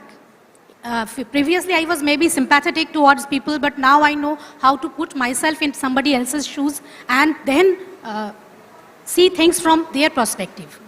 And so I think I'm a better person, I'm a happier person. Traveling is my passion. Initially, when I joined the business, I thought I will travel the whole world. And through this business, I travel a lot. Kailash Manasharovar was my dream place. And in 2004, I have done it. I never liked my job. I quit that job, and now I am a free man, free woman. So this is an achievement, no doubt. It's a happy thing for me. And through this business, we have to build organization and team, and we have to empower them. We have to teach them how to be an organized person, how to be a better teacher, how to be a better human being, and overall, how I just contribute my society something, and everything is possible through Amway. So thank you, Amway. We are happy now. The biggest change that has been in my life after joining Amway was within myself. I became a lot more confident, and I became more determined, and I realized that I became more passionate towards my work. I grew up watching my father doing hard work and being very passionate about it. And I used to wonder why he's having that smile all the time. And after joining Amway, I realized that it is possible to have a perfect work-life balance. And at the same time, Amway management helped us a lot. They were constantly there supporting us, and it created a perfect environment for working hard. Ladies, thank you so much for sharing your inspiring journey with us. Thanks a lot. Thanks a lot. Thank you. Thank you.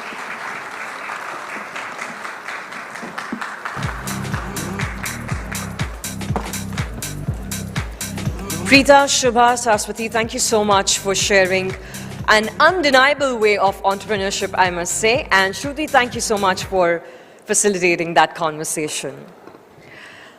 Ladies and gentlemen, now let's talk about creativity, which is really about experimenting. It's about growing. It's about taking risk, breaking rules, and of course, having fun along the way. If you ask me, it's just a way of sharing your soul with the world. Coming up next is a panel discussion with entrepreneurs who've made creativity the centerpiece of not just their life, but also their businesses. And they've become super successful at it. In a city that is inspired and entertained by art, these women share how their creativity culminated into a highly lucrative business. May I now please call upon stage to moderate this discussion, Outlook Business Editor, Ms. N. Mahalakshmi.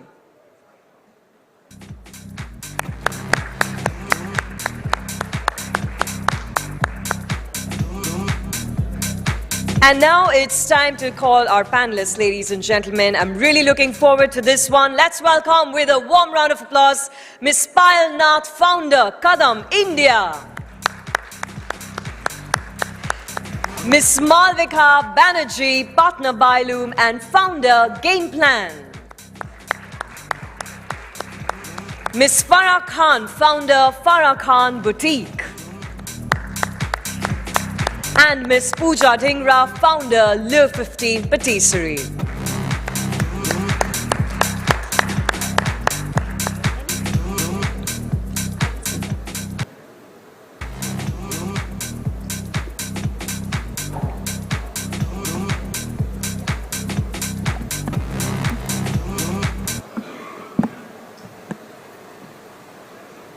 Think of creativity and what a dream panel to have here. I mean, somebody who dreamt, Pooja Dhingra, you are perhaps a person who was born thinking about macaroons, although you got introduced to it only when you went to France. Farah, exceptionally creative, reinvented kata. I'm just going to,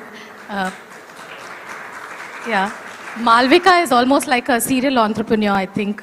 From sports marketing to Calcutta Literary Festival to Byloom. And Payal is like a contrarian of sorts. She studied physics honors, and look what she is doing. So my first question to everyone is, just take us through your entrepreneurial journey. Where did you really figure out in your life that this is it? This is what I want to pursue? Was there a moment like that? Pooja, because that's the most obvious. Thank you for that introduction. So I wanted to be a lawyer. Lasted 2 weeks. I went to law school, saw the books and ran away. I always wanted to be, I've been baking since I was 6 years old. And I was always passionate about being in the kitchen. So I went and had the courage and went and told my parents that I don't want to be a lawyer. I want to open a cafe. I want to study hospitality. So that's what I did. They were super supportive. I went to Switzerland. I was there for 4 years. I moved to Paris for a year, went to culinary school. And that's where I had my moment because I ate my first macaroon. And I said, why haven't I eaten this before? Why is it not in India? And I made it my mission that I'm going to bring this back to India. So that's my little journey. So when was your eureka moment? This is it. Good evening, everybody. First of all, I would like to express my deepest appreciation to Team Outlook for creating such a beautiful program for women and giving me an opportunity to speak. My story is a little longer. I'm going to speak about how I created a unique market for Kantha. So I'll request Mahalakshmi to give me a little longer.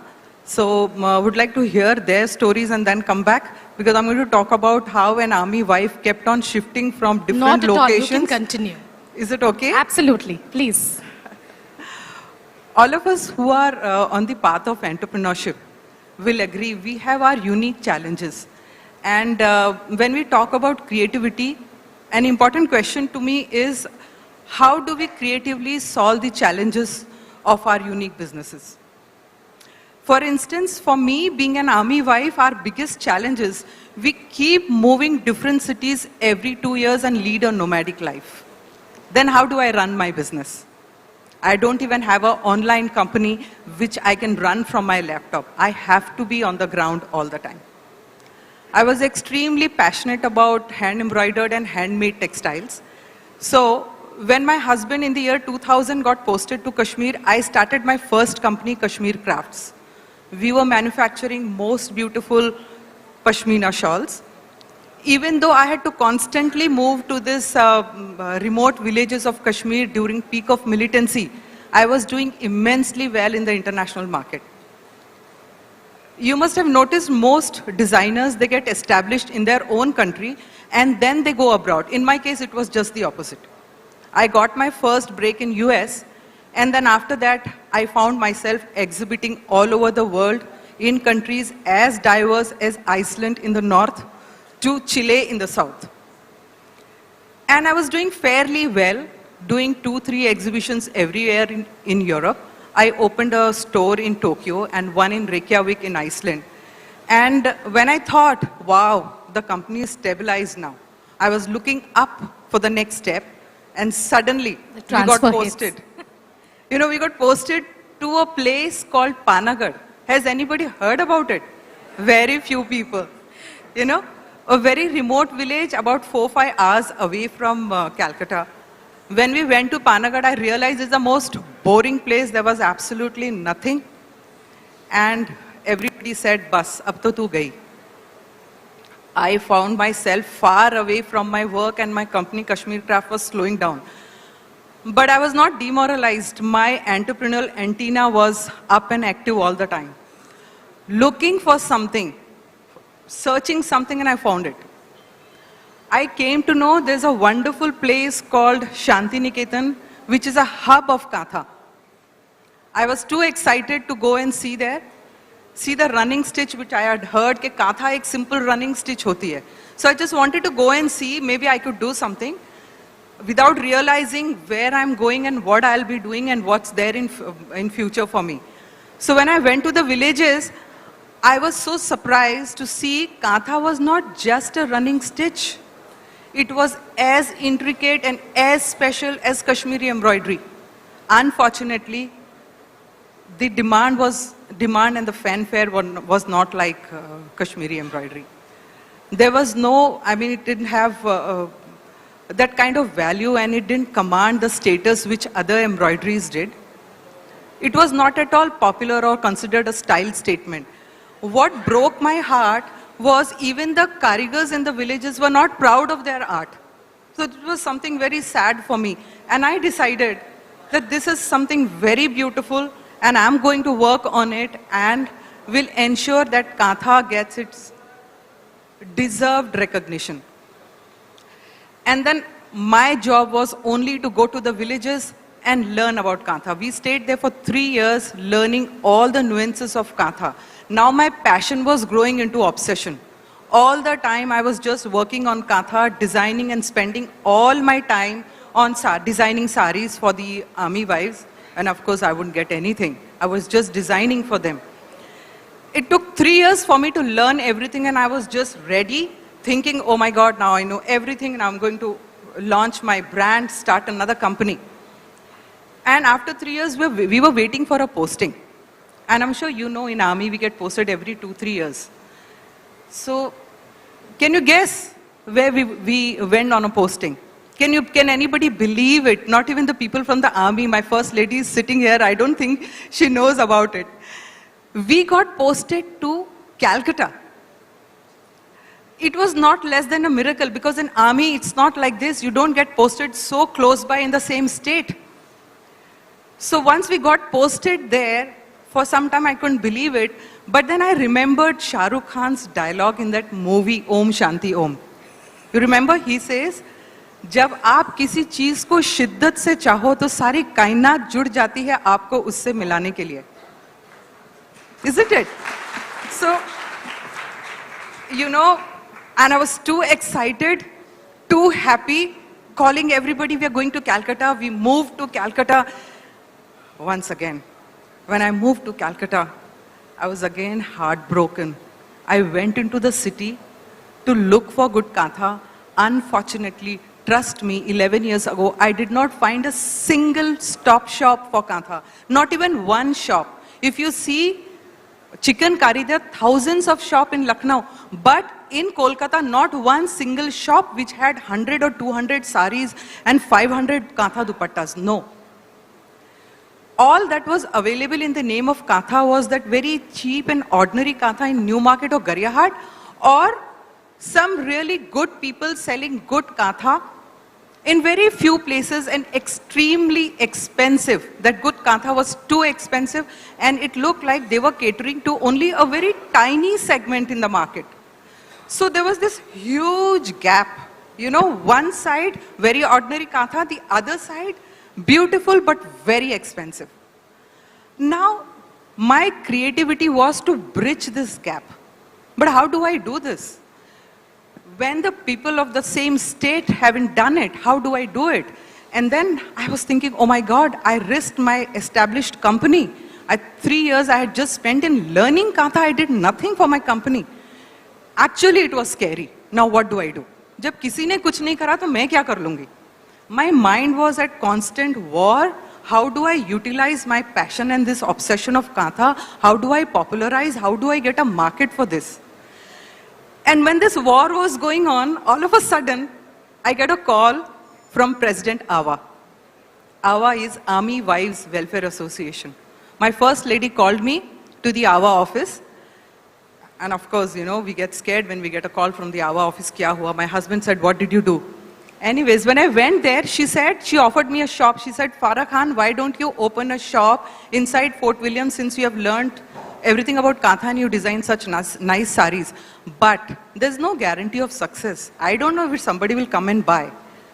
But the whole station will help you and AWA will support you. So open this store. I came back home. All my friends, well-wishers and family members said, man, it's a crazy idea. It's silly, you can't do this, nobody has done. Katha ko koi fashion wala cheez nahi samajhta. Katha is a very ordinary thing, it is just good for rugs or anything. You can't have a business in Katha. There was one person who supported, who knew. He said, she is very crazy, she can do anything. It was my husband. He said, go ahead. One round of applause for that. My husband said, ye kuch bhi kar legi. Go ahead, do it. So I took the plunge. I started this crazy work and opened my store 15th April 2008 on the auspicious day of Bengali New Year. I started my store. And the inauguration was attended by one and all the dignitaries from Army, Navy, Air Force, from police, from BSF. That was the beginning of my success. But it took 4 years. I was just scraping through, struggling, nothing was happening. On the 5th year, I was on an online company called Indian Roots. I'm sure you must have heard, it was a venture by NDTV. And that was the turning point. I started seeing a lot of other companies selling Katha online. That means Katha's popularity was growing. People were knowing what Katha is. And after the 5th year, no looking back. I'm very, very proud to say almost each and every army wife of the station came to buy, appreciated my work, supported my work. And I'm very proud to tell you in this 10 years, in a decade, I have reached a place wherein I am producing hundreds of Katha saris. I'm able to sell to all the AWA shops of Army, Navy and Air Force in all the big cantonments of India. I'm able to supply my best Katha to a famous 5-star hotel chain here, to all the top shops on Park Street. And I'm also a supplier to the Redberg Museum of Switzerland. So now I think Katha has gained a lot of popularity. It is not what it used to be some years ago. And the biggest pride and achievement for me is we started with 45 karigars and today we are more than 600 karigars. Fabulous. So your success has to pause and we move to Malvika. Again, you started off your entrepreneurial journey along with your husband. So take us through that. Okay, I saw that I've been introduced as the partner by Loom, so it'll be a small rewind because my entrepreneurial journey started on the bedrocks of laziness and complete desire to work at my own time. So I won't. You must be the only exception then. So Having said that, I was very passionate about sport, and it was a passion that both my husband and I shared. So, a case in point is that our honeymoon was in the 1998 World Cup soccer in Paris. So that was the level of our, love for sport. So from there, we started this company, and I'll just keep it very short. And it was sports marketing. I was a journalist before that, and it started with content. So we would provide content for sport and sports pages across India. Then with time, we started exploring other parts of sports marketing, like player management, in-stadia advertising, retainership with corporates who wanted to engage with sport. So there were various aspects of sport that we then started to engage with. When I was hitting 40 in 2011, I realized I was growing older and the sportsmen were getting younger, and this did not leave me in a very happy place. And I also felt that there is more to me than, sport. I love it. It is still a passion, and I do some work with it at my terms. But the other thing that started worrying me was when I was a child, I would see these, the sari was everywhere. I would see it when I was traveling by a bus or by a car. People were wearing it. But it was slowly disappearing from the roads of India, and that worried me. And in fact, it became a point of mild neurosis, because I would actually keep looking out of my car to see, okay, in Bombay, once you leave the airport, you can see some saris, then you see Matunga. This was before the sea-link, Mahim rather. And then, you would see the saris disappear by the time you reached South Bombay. So you're a notable exception. But yes, so this worried me. So I was a very passionate sari wearer. I would go for sports events where everyone else would be in, jackets and pants wearing a sari. So that was my level of commitment to the sari. But then I decided talk is cheap. Even buying a sari is cheap. I have to walk the talk for this wonderful garment. So the real heroes of Bailoom are the designers, Bappa Aditya and Rumi. But I thought what I've learned for a decade and a half in sport, I could possibly use that to augment how people see saris, to make it cool, to make it relevant, to give it the kind of image that would make youngsters want to embrace it as the beautiful garment it is. So that's how Bailoom came about. Sure. Payal?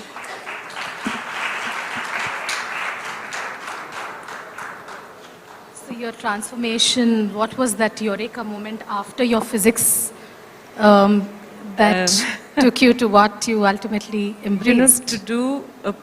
Before I did physics, I'm just going to take a couple of seconds to go back in time, a little while to know why I'm doing what I'm doing now. So when I was a child, I'm also an army girl, an army daughter, and my father was posted from Kashmir, Jammu Kashmir, all interesting places. And wherever my father was posted, my mother would open a school, wherever. She was a sociology professor, but she quit her job because she had to move with my dad. And wherever she would go, she'd open a school for the underprivileged. And without any sense of ownership of the school is, all the schools that she started 40, 50 years ago, they're still running. And she would move on to another city and move wherever, Bhubaneswar or wherever she's posted, and open another school. So I think that had a very big impression on our mind, to never to have an ownership and yet to do with full dedication for society. So that was kind of shaping in the back of our heads. So yes, we did physics. I did physics and had big dreams. I went even for the DRDO, Defense Research Development Organization interview. And when I saw the scientists, and I saw pale faces, and I saw such serious faces, and I was not sure whether I am the right person to be sitting in an office and doing what I did get through, but I didn't take that up. And then, my mom, always, who's been my inspiration, of course both my parents, but yes, my mom mainly. So she was that time working, when I did my physics, she was working as a consultant on UN projects in the shoe industry. While working, I used to meet a lot of these shoe technologists. I got fascinated. It's design, it's technique, maybe this is for me. I did this course, I joined shoe industry. That's another life of me after physics. Shoe industry, just working within half a millimeter up and down and you change a design or shoe, it was not that interesting. It was nice, but then, okay, that's not my cup of tea. Then I fell in love and I came to Calcutta. I got married to this boy, Rajesh, who lived in Calcutta, and there were no jobs for me here with my profession. I had a job in Italy then, in south of Italy, for my profession, but love is blind, as they say. So I was here, and I said, okay, there's a lot of leather bag industry. So let me try and do something with bag industry. So I did some freelancing for some companies, but still I was just working within just a few and it's not that exciting anymore. Moved on, I did a little exhibition here with bamboo. And you know, Calcutta is a beautiful place, very welcoming. So somehow it got noticed. It was in the Telegraph. And the Export Promotion Council for Handicrafts regional director, he read that and he invited. He says, would you like to do projects like these? Crafts related for the government or for the Export Promotion Council, and that's how I got introduced to crafts as an industry. Going to crafts, working with DCH, Development Commission Handicrafts Office, again, I was going for projects all over India.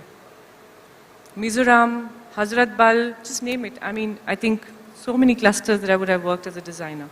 But working as a designer in the crafts industry, also, there was a little bit, you know, I felt there were certain policies which the government had to go through. So I would design, work on a project, work with the artisan community. When the project is over, that's the end of the story. What happens to those artisans? They would call up. You build a rapport, you know, when you work for 6 months at a stretch with somebody. So they would call up and say, Didi, madam, abhi kaam ka kya karenge? Kaam aur aage nahi, kuch kaam nahi hai. Project to ho gaya, naya seekh liya, how to take it forward. And so that's when we decided that we'll set up Kadam.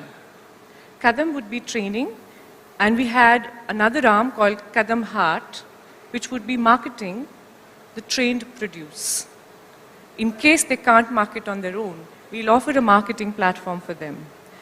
So that's how our brand, Kadam Heart, came into being. And we picked up basketry primarily because they were the people who were the poorest of the poor. They were eating, I mean, I'll tell you the statistics, just a few years ago, 19,000 rupees annual family income of artisans. I'm talking about Bankura, I'm talking about East Midnapur, I'm talking about West Midnapur, an average that I'm talking about. So that was the state, but these people were all so far away, you know, in the remotest of areas. So being an army daughter, I think that helped, going to the remotest of area and bringing out the strength that they had within them, that they can do it, make them believe. I'm known as the basket lady now, and the eureka moment for me was when Lataji sent me a message, and she asked me, Payal, can you introduce me to the Kadam Heart owner? I want to buy something, which means the brand was bigger than me, and that was a good moment for me. Sure, wonderful. You know, while it's a wonderful thing to identify and know what you're passionate about early on in your life, and they say, if you choose to choose your passion as your work, you don't have to work all your life. But I'm sure when passion becomes your business, it's really tough. You have to go through those troughs, you have to survive the troughs, and you do face challenges at every step. So, Pooja, what were the challenges that you faced? Take us through the initial challenges you faced and then the scaling up. I joke that I'm going to write 3 books about how many challenges I faced since I started. I think I started my business 9 years ago when I was 23. So I think that it was not only that I was very young starting the food industry that was mainly male dominated, but I was also inexperienced and entering this new domain. So just getting people to take me seriously was a problem. Imagine a young girl going to rent this property or buy expensive machinery. Everyone wanted to know where my father was, where my brother was, where my husband. One person asked my husband was off, meaning completely dead. And I was just like, no, I'm 23 years old. So I think that just kind of working through those in the beginning the challenges were very different than what challenges I face today. Now it's more about scalability, quality, still doing what I love and still being passionate about it and growing the business from What the was it initial like the stage. first year? I mean, describe the first year for us. It was so tough. I mean, people always think that getting into the food business is easy and it looks very glamorous from the outside. It's not. You work 15, 16 hours a day, 7 days a week. You can forget weekends, holidays. I skipped birthdays, weddings. I don't even remember what happened that first year, to be very honest. But I think that it's something that truly grounds you and makes you realize the beauty of youth and inexperience is that you think you can achieve everything. So I think for me that was a driver that, I didn't know any better, so I thought I could do everything. Any challenges that you want to point out in scaling up? I think that's the part. In scaling up, it's directly and indirectly related. Even in my scaling up, I think my biggest challenge was being in the handicraft industry. I had to constantly travel to the villages and also to different cities to conduct exhibitions. Then, striking that perfect balance between family and work was, I guess, quite a big pressure, or you can say a challenge. So how did you manage? What was your... I think I would not like to take the entire credit on me. I guess I have a very strong family support system. Not only my husband supported me a lot, but my parents' side, my brothers and their wives would support a lot. Because since we are in the army, as it is, we keep moving, the children get slightly neglected sometimes. Right. So when I used to travel, my sister-in-laws used to come and stay with us. Sometimes my mom-in-law would come and stay in the family, looking after. So that was a very big support, because of which I could really overcome these challenges and keep moving ahead. While you face similar challenges on family front, because both of you had very busy lives, you and your husband, and you had the only daughter. So how did you manage that phase? Well, it was tough. I will not say that it's easy ever. But yes, I think, yes, like what Farah said, the family support matters a lot. And I think we were blessed to have a very, very lovely daughter who helped me to unleash myself, from the responsibilities. I don't know, I love stories. I tell you stories. If there is a minute, I can tell a story about that. You see, there was this Commonwealth Secretariat program for which I was to be a speaker and represent East India. And my daughter, she was grade 6 that time, and she got dengue. The day I was to go for this was a 5 days conference. So it's a big challenge. My husband was traveling. My mom-in-law is there, but she wanted me, She's not that big. So she quietly just put a hand on me and she said, Mama, I know this is so important for you. Please just go for it. Make your presentation and come back. Don't stay the whole time, but you must go and do it and come back. So I think without the support of your entire family, it's never possible. But how do you sensitize kids to that? I mean, the kid needs to have that level of sensitivity to be able to appreciate and understand what is important to you. So is there something that you There's did, another or story to it? Well, she was only 4 years old, and she started to stammer. When we took her to the doctor said, maybe both of you are traveling a lot, and so she has a little emotional instability or something, so you need to work on that. So I had I think we always had a very friendly talk with the child. Never really no do's and don'ts from the beginning. So I told her, look, this is what Mama does, and I travel to the villages, but you are priority 1. As a mom, you are priority, more than my work. So, but I want you to come with me to the village and see what I do. So she traveled with me, 4-year-old. She saw how we were sleeping on the floor. She saw I had hired that thela gadi hota hai, wo thela gadi leke I had hired it for 15 days, so she would sit behind with all the saman. We would go to train the ladies under a tree. So she would go, she would see, she made friends with the village girls. She loved it. Pretty much made her part of your work. Exactly, exactly. And she came back and she says, no, Mummy, I have everything here. They have nobody. I think you should do what you do. So sensitizing the children, I think, helps a lot. Yes. Sure. So getting back to this discussion, I think one of the things that I want to ask all three of you is, what is the secret to crack marketing?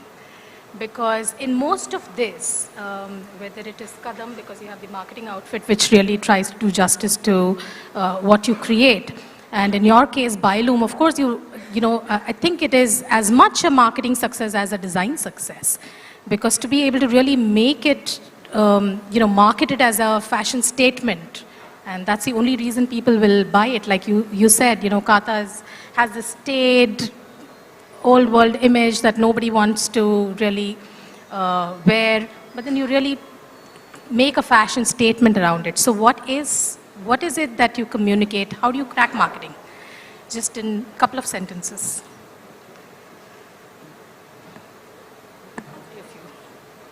You can start. Yeah, sure.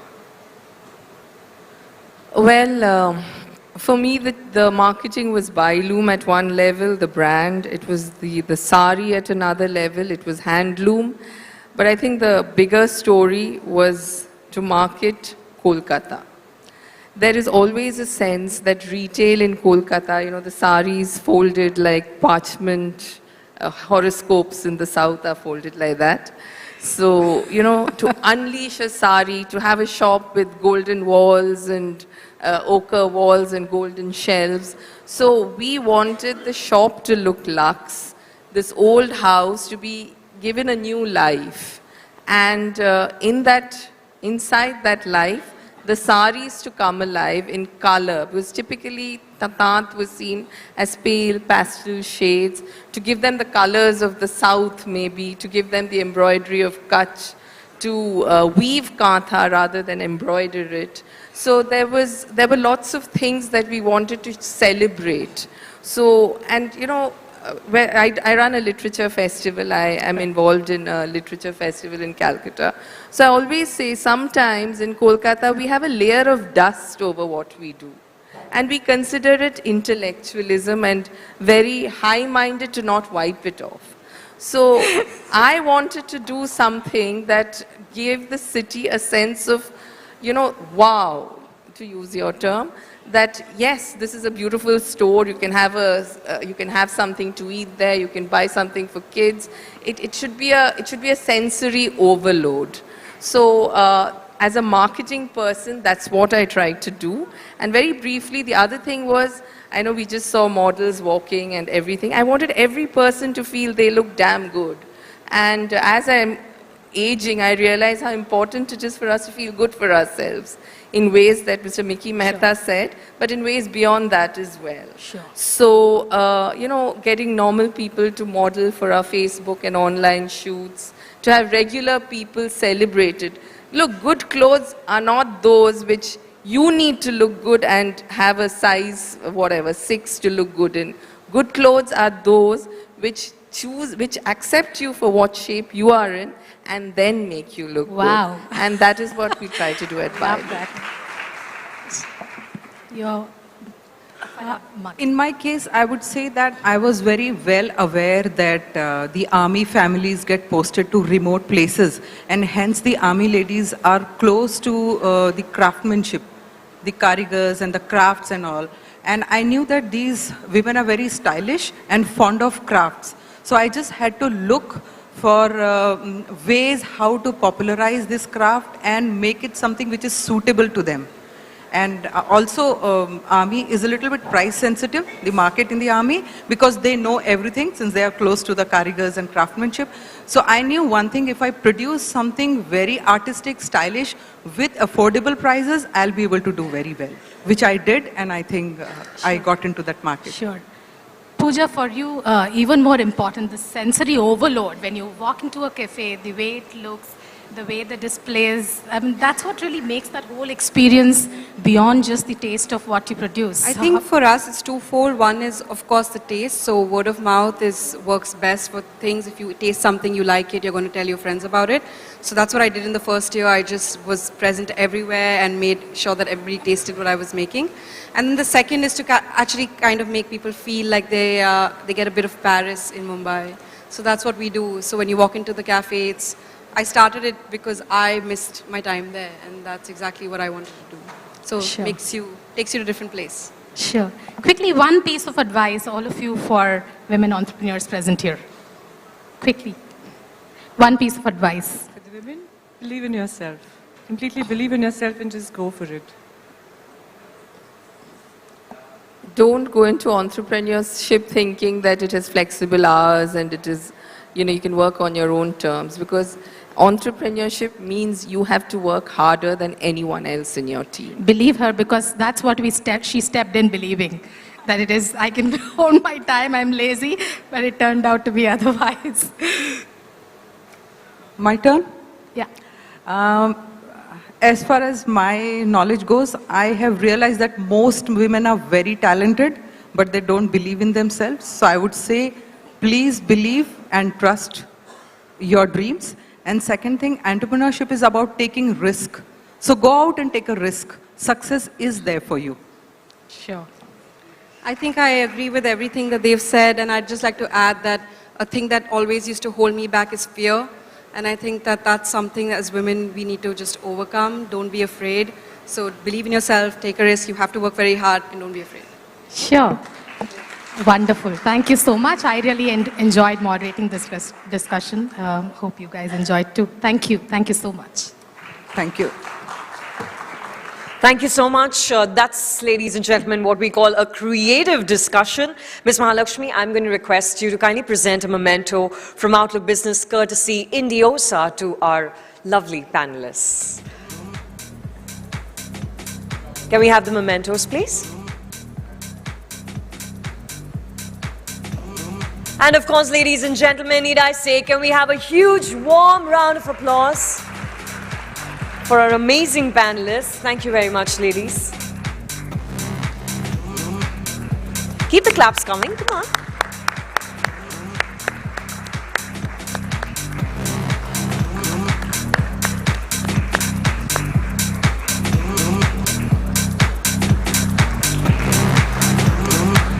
And ladies, let's capture this moment quickly. So if you can look into our cameras, give us your best smiles.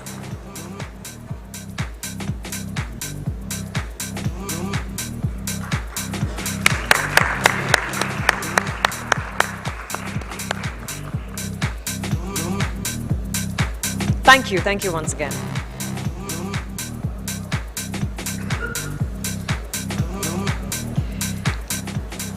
Well, I must say thank you so much for all the tweets and the comments and sharing your pictures. Please continue to do so. You can tag us using Outlook Business on Twitter and Outlook_business on Instagram. And don't forget to use the hashtag WOW2019. I also want to remind you that, and rather request all our women entrepreneurs to share their story at the Outlook Business WOW studio. You can speak to Neela at the registration desk, who will arrange for it to be filmed at our studio so that the world can know your story. It's now time to call upon our Outlook Business WOW change maker, who dreamt, who dared, and who chose to take the path less traveled, taking us through her fascinating journey on women empowerment that has ensured a sustainable livelihood for economically disadvantaged women in Northeast, is none other, ladies and gentlemen, than our Outlook Business WOW change maker, Monisha Behel, founder, Northeast Network.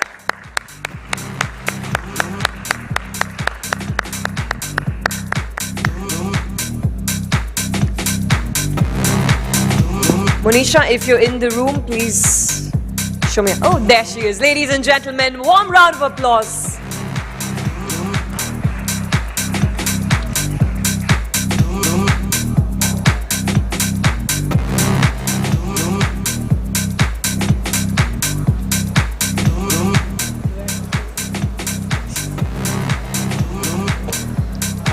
It's getting very late.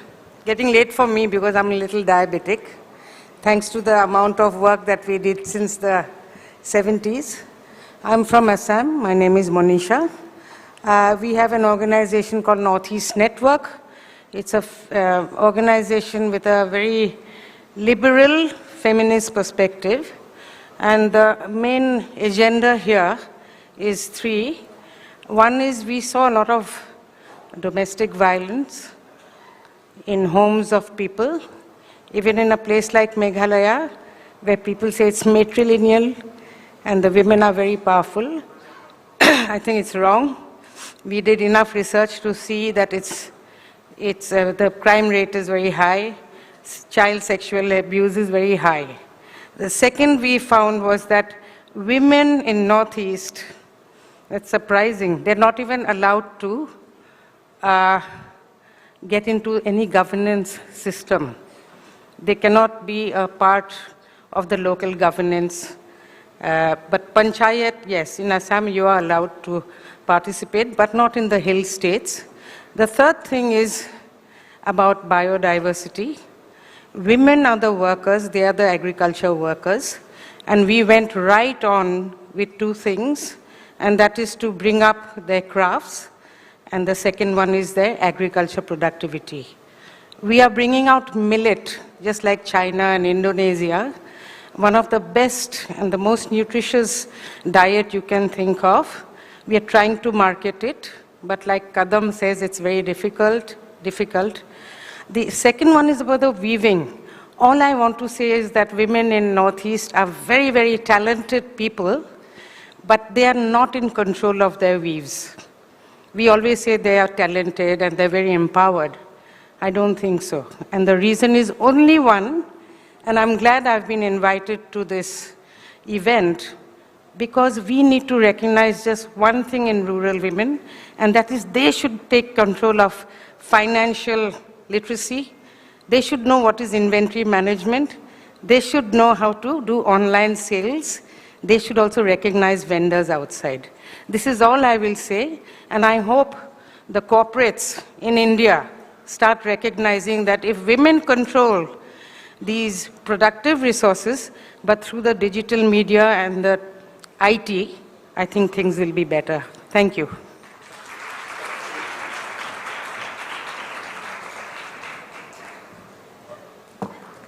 Thank you very much, ma'am, for sharing that story straight from the heart. Thank you very much. Ladies and gentlemen, the moment that we've all been waiting for is finally here. Yes, it has arrived. The Outlook Business WoW Awards 2019. The Outlook Business Women of Worth Awards, currently in its fourth year, is an acknowledgement of the success of women achievers who, through their sheer grit and determination, have reached the pinnacle of glory. Thus far, various achievers have got the coveted award, and this evening we continue with our journey of celebrating excellence.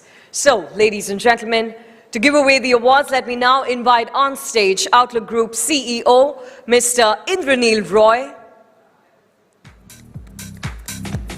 who will be joined by Mr. Pankaj Bansal of Lupin Life Consumer Healthcare, and Outlook Business WoW 2016, Miss Pooja Dhingra, founder, Le 15 Patisserie, to please join me on stage to give away our first award for the evening.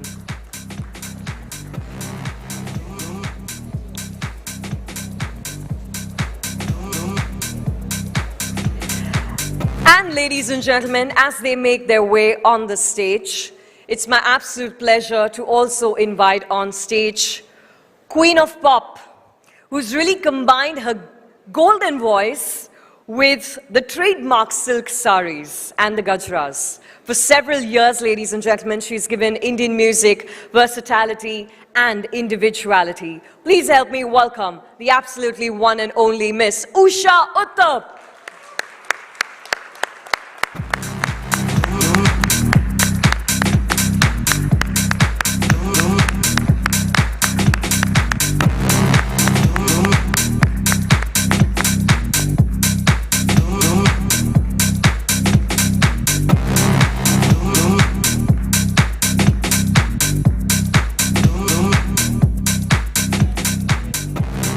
Thank you so much for being here.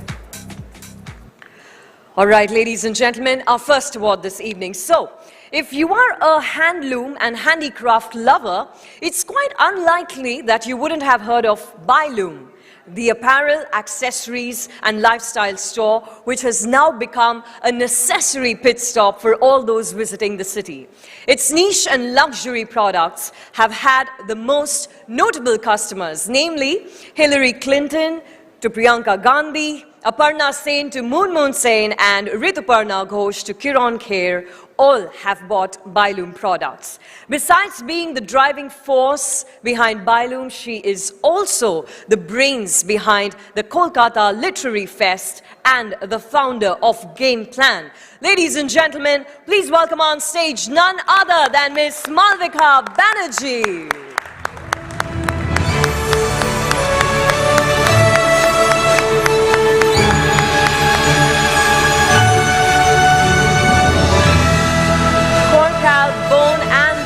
Salutes Malvika for her zeal and perseverance. Let's hear it for her once again.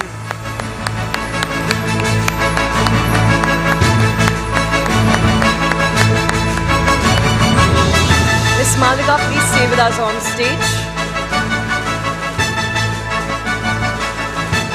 And of course, I'm going to request you to please share your thoughts with us right now. Can we have a hand mic, please?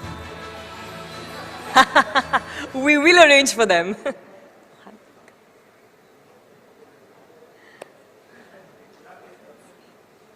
Okay, here you go.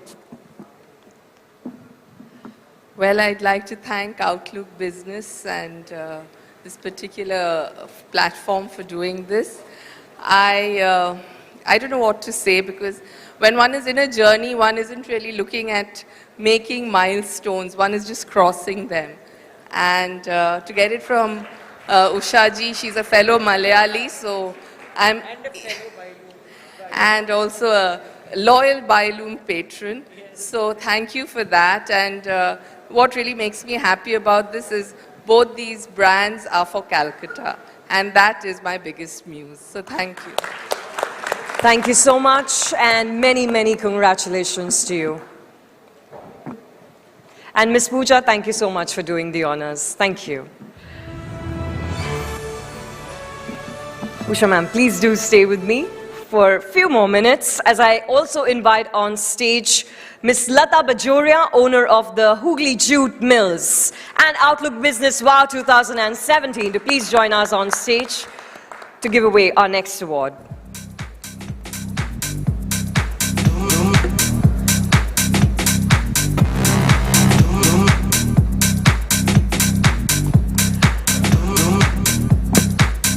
Ladies and gentlemen, this is an NGO that works in the hinterlands of India.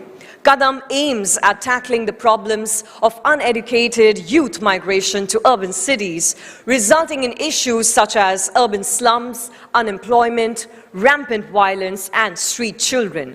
To tackle this at the absolute grassroots level, Kadam creates employment opportunities by creating small and medium enterprises, leading to greater utilization of local resources and sustainable economic growth.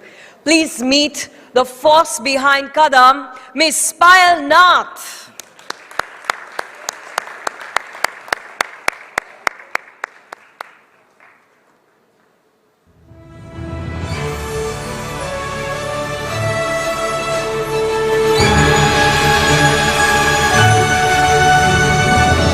Korkal Bone and Beauty salutes Ms. Payal for her unflinching support to social upliftment.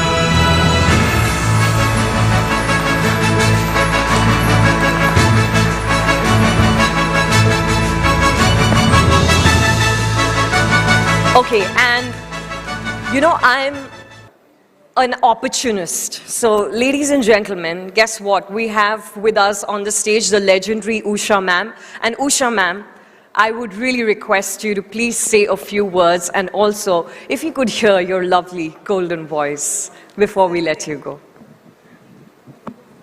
Hi everybody, namaskar, namaskaram, sat sri akal, salam alaikum. Absolutely fantastic. What a lovely evening, and really to hear the stories of those marvelous women. Really fantastic, really. And you couldn't have chosen a better person than myself to be here tonight. Because, yeah, from starting from people talking about my saris and my teep and my earrings and my bangles and the flowers and the hair and the entire thing, and now of course the Kanjivaram sneakers. Well, what more can I say except that congratulations to these wonderful women, and I always say that it's most important to have a wonderful background of a family, strong family structure, infrastructure to support you and to always be there by your side. So when people ask me, how does your husband help you? I say by not helping. And that's the truth, I think, for most people, because it's so wonderful when you have somebody who doesn't interfere with what you're doing and just allows you to grow. And that's what my husband did, and my entire family. And so it might sound, would you like me to sing now? Oh, wow, lovely. Thanks for the opportunity. Yeah. So you see, the thing is that when you have a family, like you just said so beautifully, when your child told you that you go and do your thing, we'll manage on our own. That's what you really need. Somebody who will tell you all the time, just follow your heart, believe in yourself, and go ahead and dream. Because if you don't have a dream, how are you going to make it come true? Really. So, really, that's so, so important. Each and every one of you just spoke so marvelously.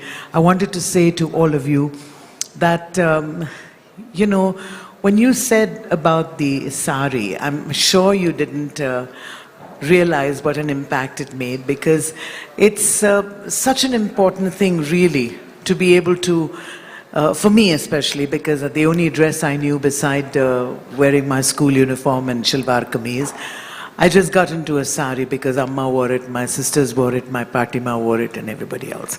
So it was because I came from a middle class family that today people think that it's a big style statement, but actually it's only because that's the only dress I ever knew.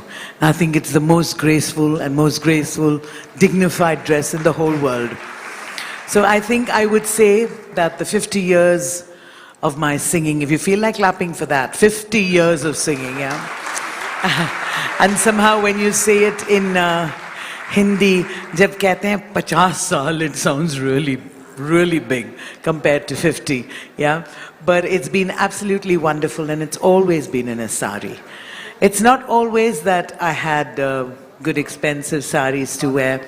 I've even come out in a khatao voile sari. If any of you were from that age who knew khatao voiles, yeah? Any of you? No, you're too young for that. Or you do, okay.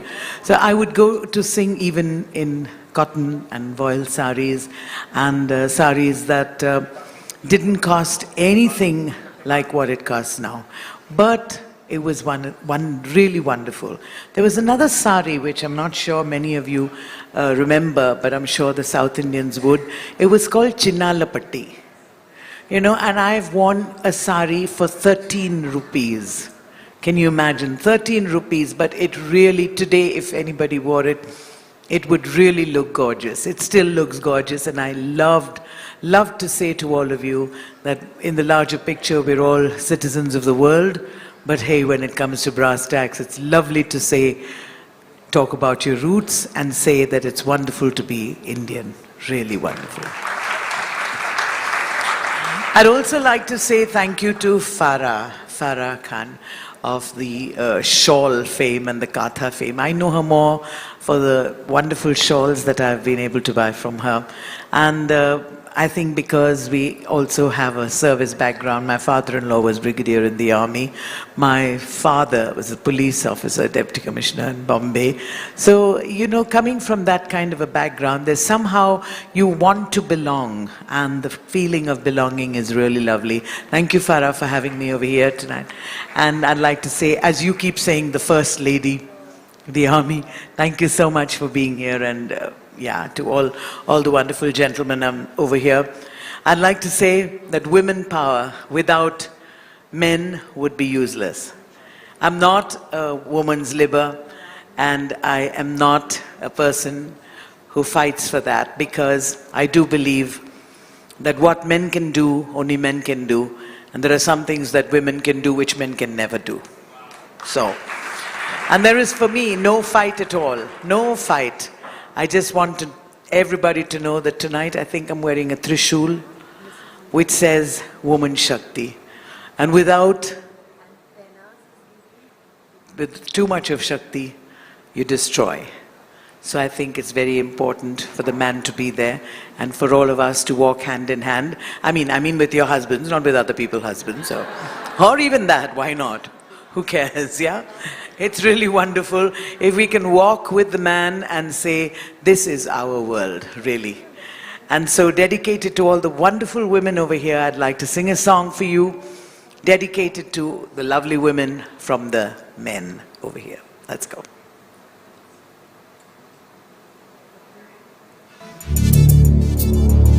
Do you like my sari? Come on. Yes or no? Thank you, Sheila. Get your hands, everybody. Come on. Time for celebration.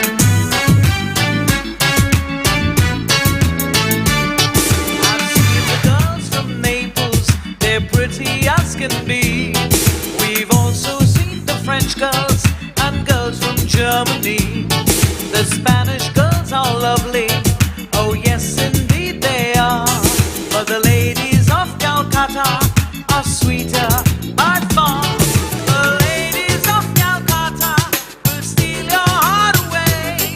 And after it is stolen, you say, hey, we don't need girls from Naples or girls from Gay Paris. For the ladies of Calcutta are the best as you can see. Ladies and gentlemen, let's have a big hand for the round that came up here on the panel discussion. And to all the other lovely ladies over here. Really, it's marvelous to have an award for this, truly. And truly that's so fantastic when you said, instead of just having it folded like that, I think yours is the first shop that had saris hanging like that. I've been thinking about it. Let's have a big hand, come on, for the people who've been on stage. Lovely, fantastic. Do you like my Kanchivaram sneakers? We've seen the girls from Naples. They're pretty as can be. We've also seen the French girls and girls from Germany. The Spanish girls are lovely. Oh yes, indeed they are.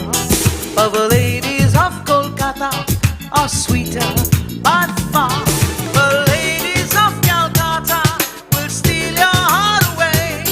And after it is stolen, you'll say, hey, we don't need girls from Naples or girls from Gay Paris.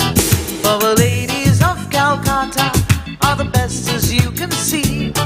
For the ladies of Calcutta, my bhalobashi. For the ladies of Calcutta, my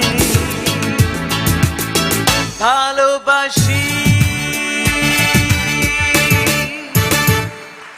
Thank you so much. And ladies and gentlemen, before we close, we'd like to say, even though Sheila has reached her Javani and Munni has become Badnaam and Chammak Challo has gone away with Anarkali and what shall I say? Chikni Chameli. Everybody's gone away. The only one left with you is your darling.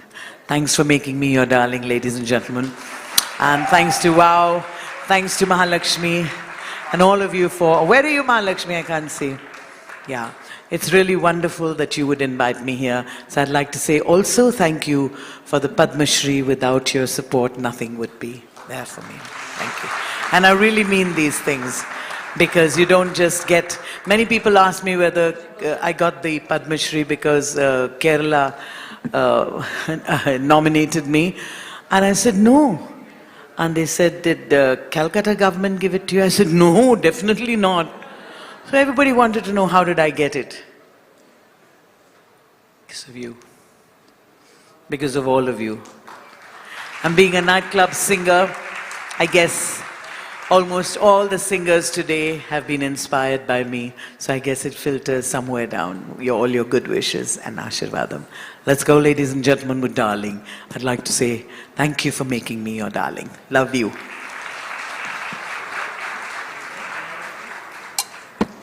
I need to hear it. Talino Gana.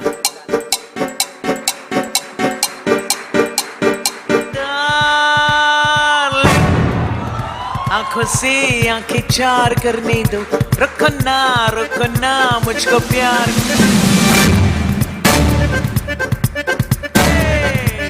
keep it going hey.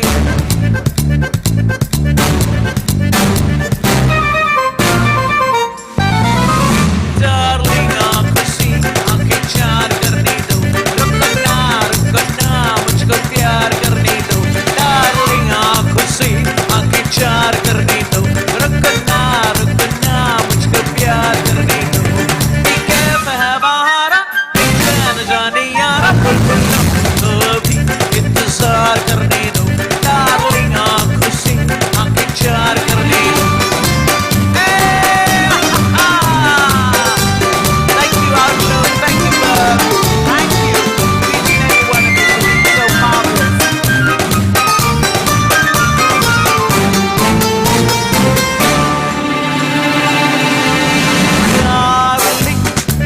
Sorry to change Sunday की दिन ज़हमत हुई darling दिल न तेरा फज़ले खुदा रहमत हुई darling sorry to change Sunday की दिन ज़हमत हुई darling दिल न तेरा फज़ले खुदा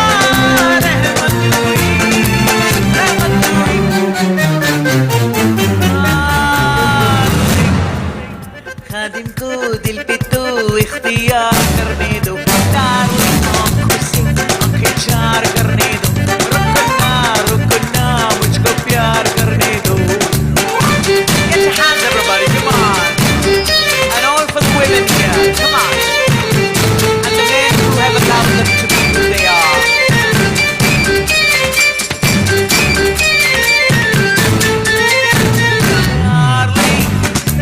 छोड़ो जरा शर्माने का ये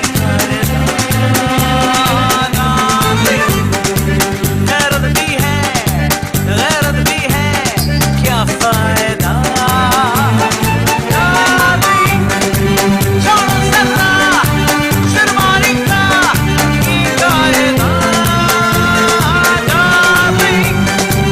गैरत भी है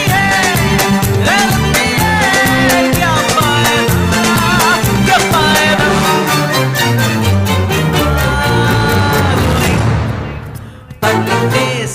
प्यार करने दो डार्लिंग आंखों से आंखें चार करने दो रुको ना मुझको प्यार करने दो कैफ है बहारा बेचैन जाने यारा तो अभी इंतजार करने दो डार्लिंग आंखों से आंखें चार करने दो डार्लिंग आंखों से आंखें चार करने दो darling Thank you very much, ladies and gentlemen. Enjoy yourself and have a great, great evening. Thank you. We love you.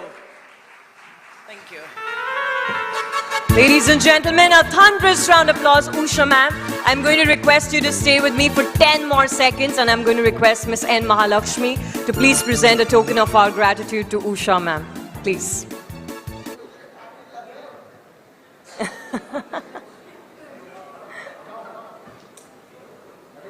Can we please clear the stage?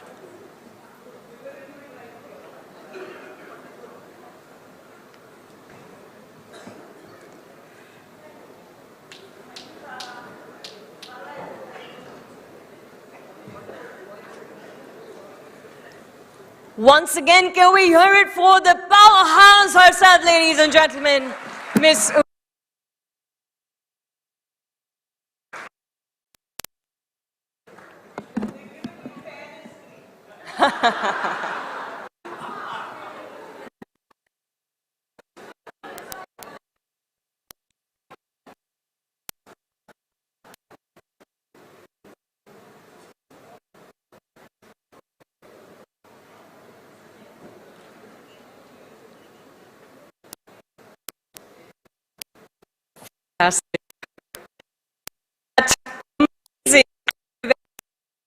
ladies and gentlemen, this women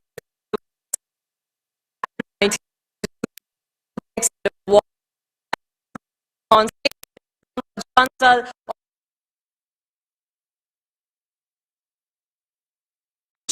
in Thai Women Kolkata on stage.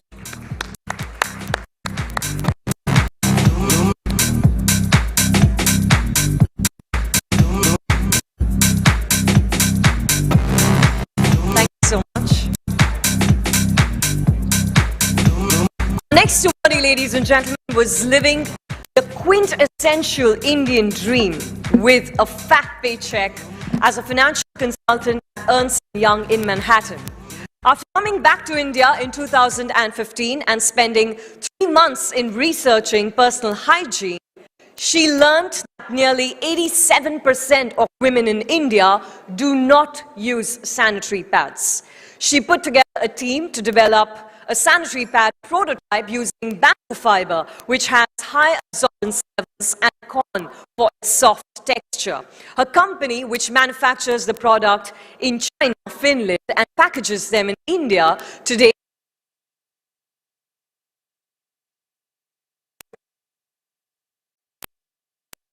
ladies and gentlemen, please welcome on stage Ms. Deepanshi Dalmia, founder of Hey.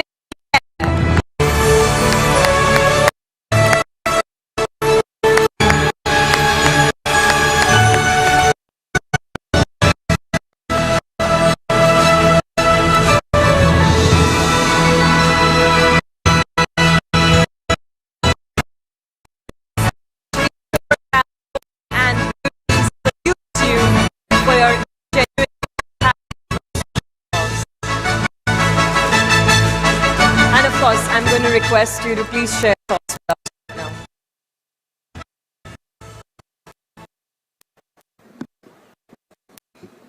Thank you, Outlook Business, for rewarding me and bringing such an important cause to the limelight. At Heyday, we want to change the that is associated with menstrual hygiene.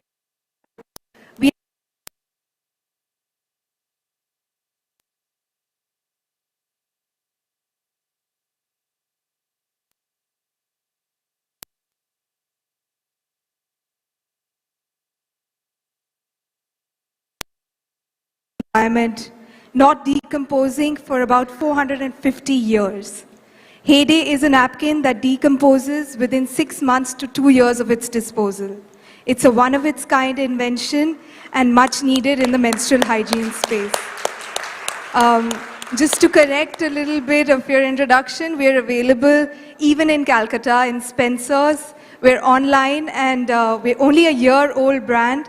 And we're growing at 30% month on month and trying to reach more and more women all over India and request them to make an educated and aware decision about their consumer choices. Thank you. Wow, fantastic. Many congratulations, Deepanshi. And thank you so much for doing what you do. Thank you.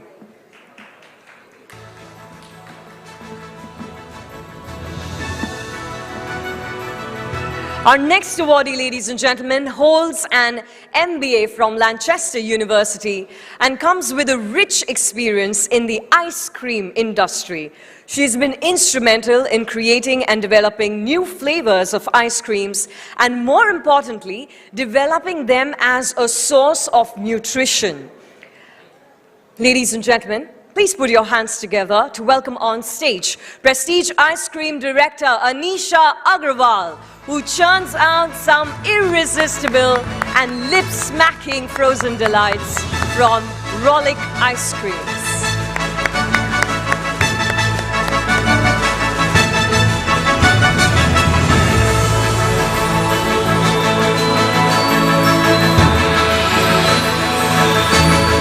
Anisha, before we let you go, please do share your thoughts with us.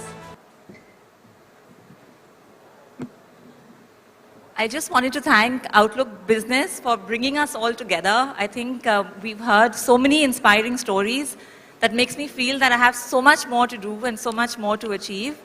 And at Rollick, we believe in celebrating every little moment in life And I wanted to thank Outlook for celebrating us today. To all you lovely ladies, keep rollicking.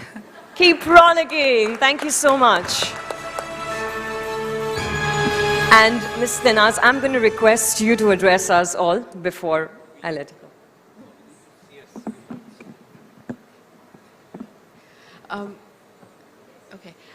Good evening, everybody. And actually, this is a wonderful evening over here, which Outlook has organized. And it is a celebration of all the wonderful ladies that have been over here, that have become achievers. And I think they are the beacons and they show us the light of how to go forward.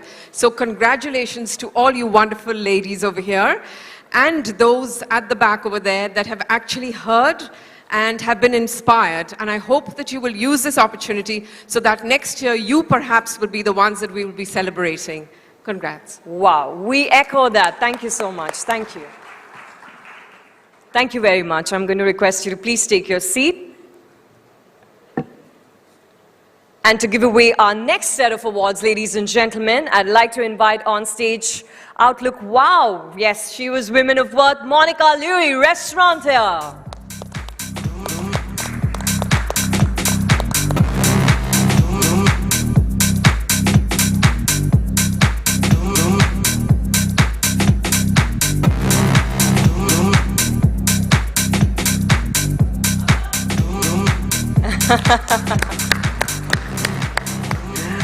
Working closely with economically backward women in Jorhat district of Assam, she felt it imperative to make these women financially independent, and that vision led to the setting up of Kolkata Mahila Urban Cooperative Bank, the first all-women bank in Assam in 1998. More than bringing underprivileged women into mainstream banking, this bank has given and continues to give the women of Assam a chance to pursue their dreams. Ladies and gentlemen, please welcome on stage the lady behind it all, Ms. Lakshmi Barua, founder, Kolkata Mahila Urban Bank.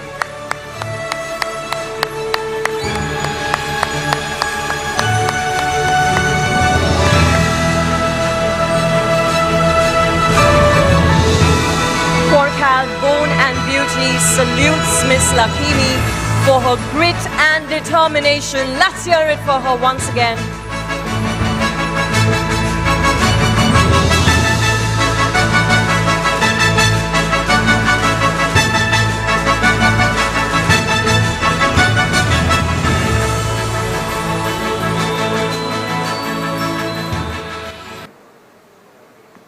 Thank you, Outlook Business Group, for bringing me here and giving these opportunities, and highlight my small works. Thank you. Thank you very much, ma'am, and many, many congratulations to you. Ms. Monica, please do continue to stay with me as we move on to our next award. She traveled far and wide in the rural areas of India, conducting research, giving talks, and producing several papers to highlight issues of the Northeast. She initiated several projects on women's development within the region, one of which has grown into a significant community-based initiative called the Northeast Network in Nagaland. She has been planting the seed of socio-economic and environmental reform in Chizami, a small village in Nagaland's Fake district, since the mid-1990s.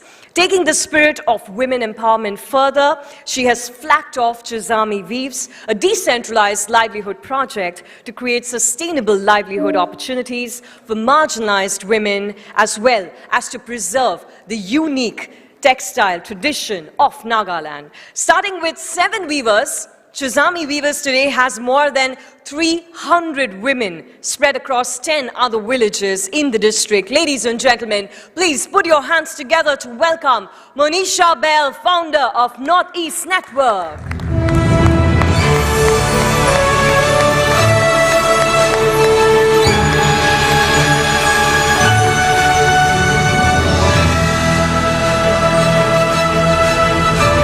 it appears that she has left the room. We'll ensure that the Women of Worth Award reaches her. But ladies and gentlemen, can we have a huge round of applause for her? And Miss Liu, I'd now like to request you to please share your thoughts this evening. Yes.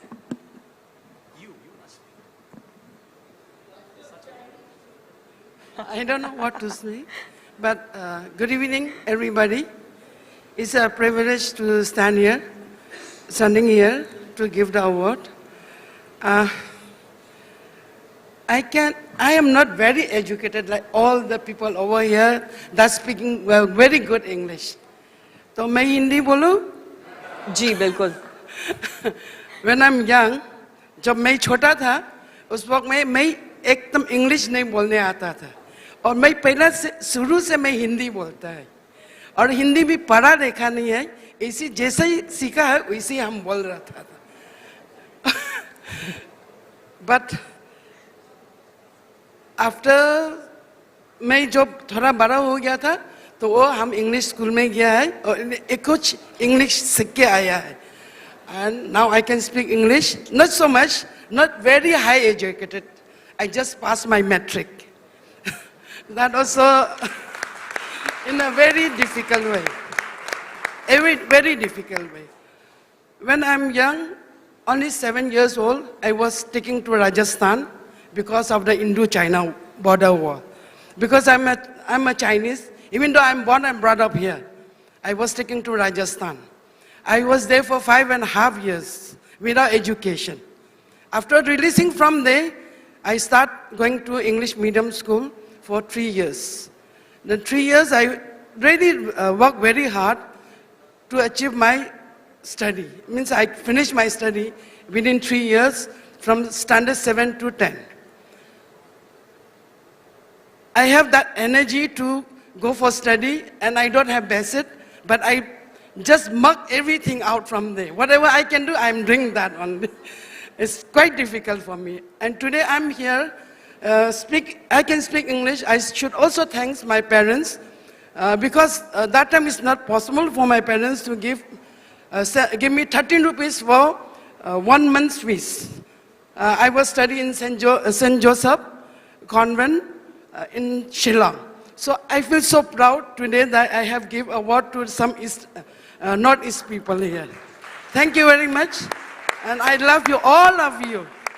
I wish, I would also wish that I will learn a little bit from Shah Rukh Khan.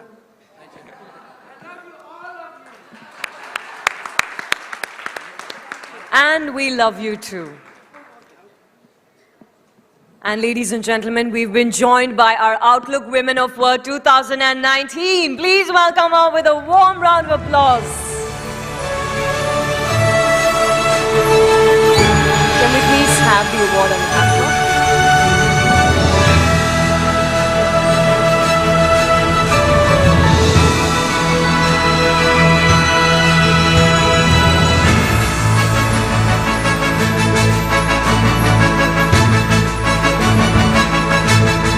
There we go. Once again, ladies and gentlemen, let's put our hands together for Miss Monisha Bell.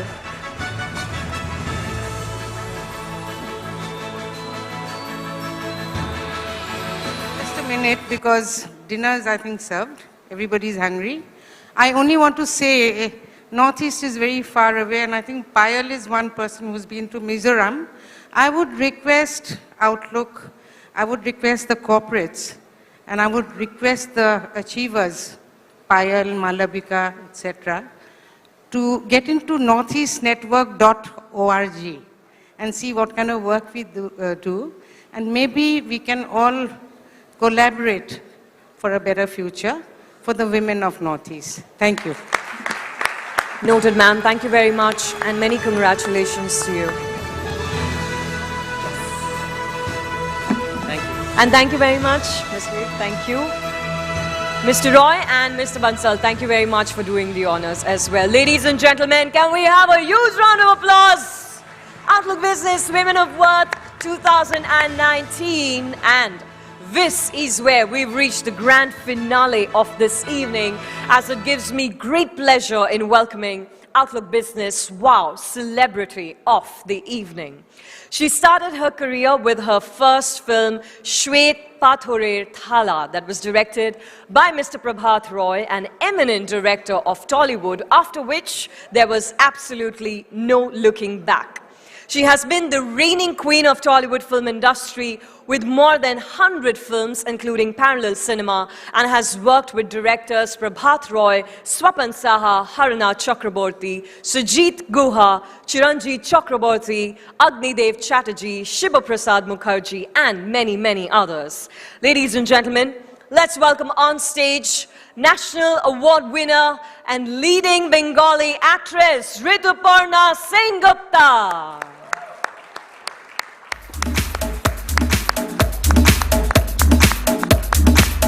Thank you so much for joining us. Please take your seat, and I'd like to invite Ms. N. Mahalakshmi to please join me on stage. Outlook Business Editor Ms. N. Mahalakshmi will be moderating the chat.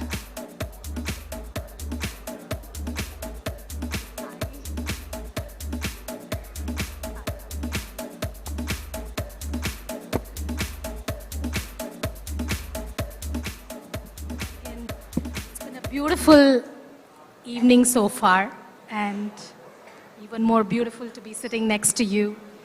And it's a pleasure to do this conversation. Thank you so much for taking the time out to be with us today. Thank you.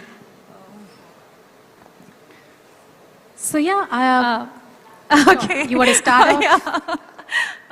I think it's worth the wait. Good evening, everyone. Really happy to be here because today I'm in a little bit of a haste because my own movie, which just released today, Ahare, is being premiered, and I actually just took myself out of it and joined Outlook because I feel that Outlook is worthy to come. Thank you so much. That makes this conversation even more special because it's a special day for her. Yes, it is. And today is my mom's birthday as well. So we were, wow. we were all celebrating it together with my film. And of course, this women achieving so many awards. I think this is also a celebration for all womenhood. So I think I'm a part of it. I basically feel very much, very elated and happy. Sure. Thank you. You've sort of created a nice niche for yourself across films and TV. Mm-hmm. Tell us, what was that point when you really thought that acting is what you wanted to pursue for the rest of your life? That's a good question. Actually, I never thought to be an actor any point of time of my life because when I was a student, I always aspired to become a teacher, and all my essays used to have like, what you want to be? I want to become a teacher. That's the only thing I used to write. And I used to have a lot of passion about dancing. But one day in one of my dance performances, somebody saw me and, they wanted to cast me in their film.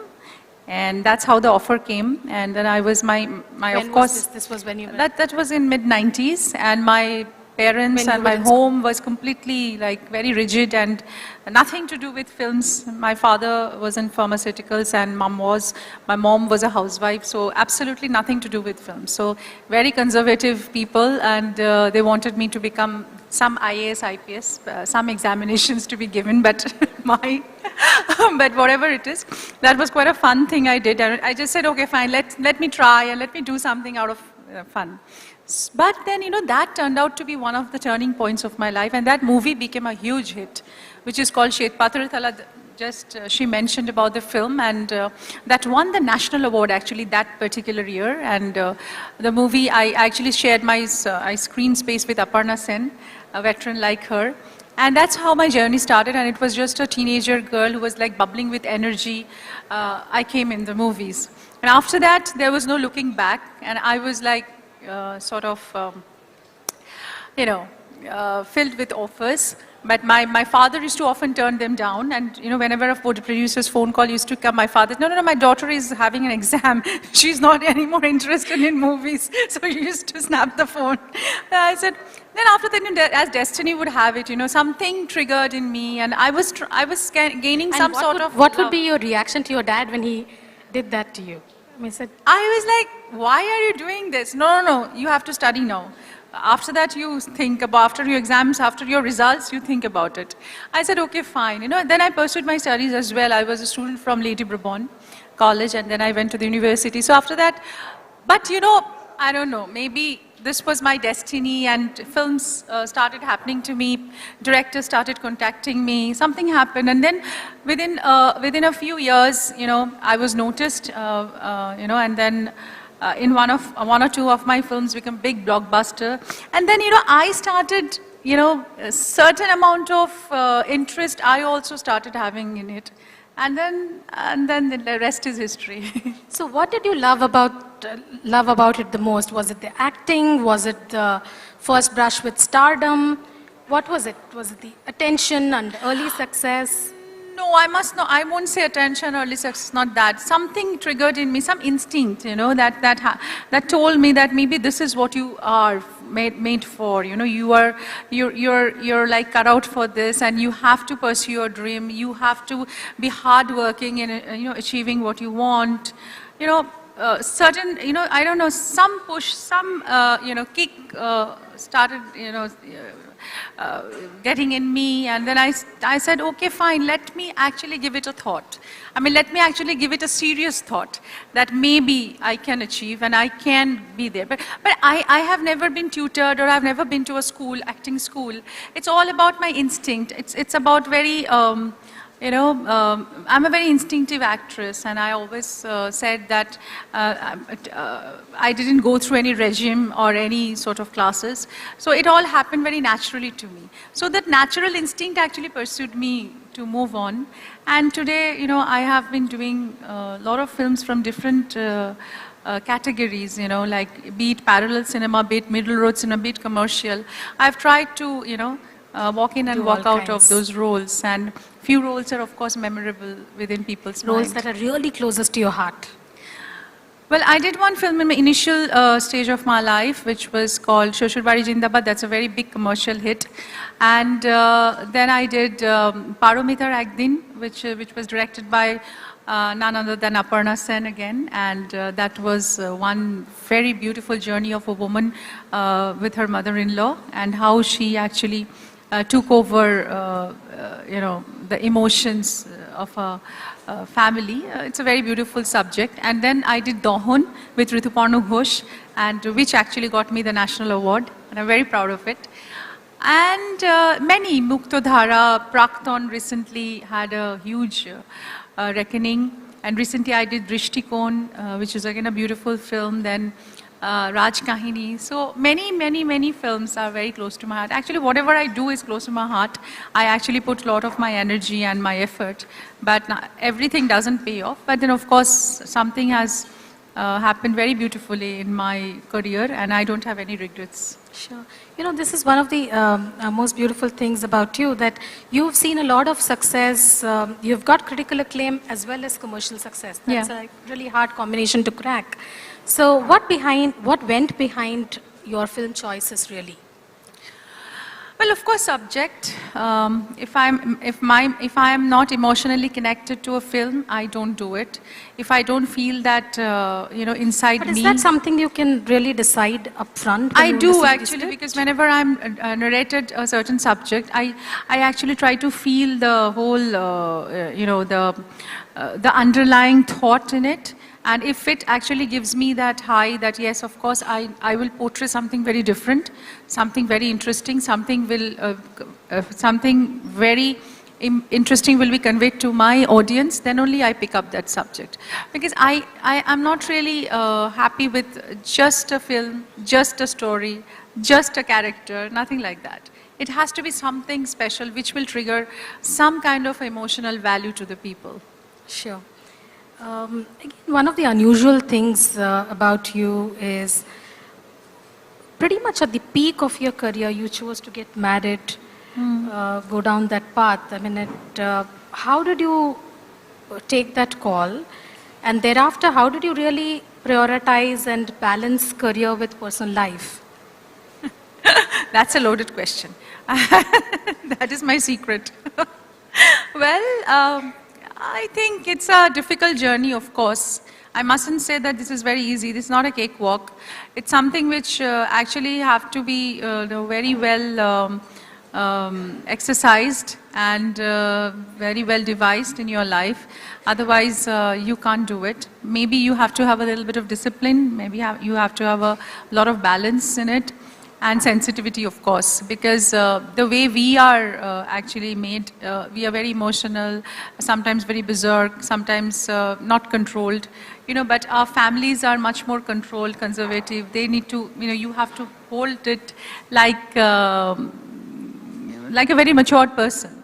So it's a very difficult task, but I have tried to make a balance because my family was also very important to me, and my marriage, my kids, my everybody, my whole in-law family, they actually make a lot of difference in my life, and they actually have supported me through a lot of odds. So I think I should respect them, because it's not so easy to handle a superstar in a family. It's difficult, because they don't come from any film background. Neither I come from a film background. So it's a very difficult combination. When I go out there and shoot till 4 a.m. in the morning and come back, it's a difficult situation. Like everybody sleeps in the house. I'm walking in stealthily like a thief, going up there, not making any noise.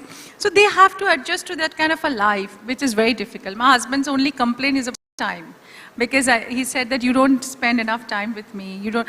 So a lot of misunderstandings crop up also, like loneliness, unhappiness, family hues. It happens. But at the end of the day, you have to know how to manage it, so you have to be much more equipped and matured and much more, efficient in whatever you are doing. So it's a difficult task, I must say. Can you recall some of your most challenging moments? Yes, of course. Most challenging moments were when I was like about to give birth to my child. That time I had to take a lot of time off, and I was, I was like kind of called to Singapore because my husband stays there. So he said nothing doing. You have to be off from your shootings now. You have to come there and live for some time and have the baby. So that time, I was just finishing up some of my pending assignments, because they said that if it's like a 6 months gap, then they are also in a very difficult situation. They cannot like do something, whatever they were accomplishing, it's sort of release of the film and all that. So I had to go through a lot of pain that time. I have to, though my body was not permitting, I had to go there and dub the film before I left for the US. First baby was born in the US. So that time also I was finishing a lot of pending work. So few situations are there, of course, I have faced which are not very easy. And later on also, sometimes my husband's schedule and mine don't match at all. My son studies in Singapore, so we cannot leave him alone. So somebody has to make the sacrifice. So many a times he did it. And sometimes when it's my turn, maybe that time I'm having a huge assignment, and I have to request my husband, say, please, you have to take this up this time. So, the few things, it's very difficult. It's not a very easy situation, of course. But then, if the love is there, if the adjustment is there, you have to, you stay with it. Was there any point in time at all when you thought it was a little too much to handle and wanted to quit? And what did you tell yourself to move forward? For my films, my profession. Career, yeah. Sometimes you feel exasperated. Sometimes you feel just, okay, fine, just let it go. But every morning when I wake up, I think, no, I can't do it, because I worked too hard for this. I have really given my very precious years to it. My toil, my hard work, my everything. This is I cannot. If I leave it, then I will do injustice to what I have actually believed in for so long. So I can't do it. So every morning I just feel charged. Again, I think that I'll give up. It is like a trial and error basis. It goes on and on and on. But I couldn't muster that courage to give it up till now. But maybe I don't know in future what will happen. But life is demanding, of course. It's not easy. Sure. Tell me, if you were to summarize your success factors in just 3 words, how would you describe it? Well, 3 words, I must say. One is definitely positive energy, which always keeps me going. Second is I always want to face challenges, and I'm not a person who will just settle it for less. I want to face challenges. And the third is that, I'm a very emotional person, and my emotion quotient is more than anything else. So be it my family, be it my career, my emotion is the foremost thing I look for, and that is how I'm, made, and I'm going till date. And what would be your advice to budding actors? My advice would be, of course, don't feel discouraged, and don't leave, and don't think that you cannot do it. You have to do it, and you are an achiever. You have to feel that I will do it one day, and I will overcome. So that's the mantra, that we shall overcome, and I will overcome this situation. Some nice thing is ahead of me, waiting for me. That's what it is. Absolutely. Thank you, Rituparna. Thank you. It was wonderful Thank you so having much. this conversation with you. Thanks for Thank you, inviting people. me over, and it's a beautiful chat, and I'm feeling a little charged that you have gone into questions from my heart you have asked, and I've answered it. Thank you. Sometimes you feel that you want to say so many things, but you can't. But today your questions have given me that vent to answer all the questions. Thank you so much. Thank you so much. Thank you. Thank you, Outlook, for inviting me. Thank you so much. What a wonderful conversation. I'm going to request you to please stay with me on stage and invite Mrs. Veena Naravne, President, Army Wives Welfare Association of the Army Training Command, Eastern Command, to please join us on stage as we present a token of our gratitude to Ms. Rituparna, and also as we present to her the Outlook Women of Worth Award this evening. Ladies and gentlemen, let's hear it.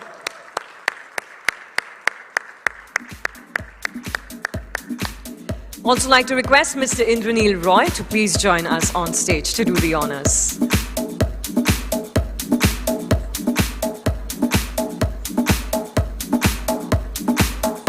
And we have the award on stage.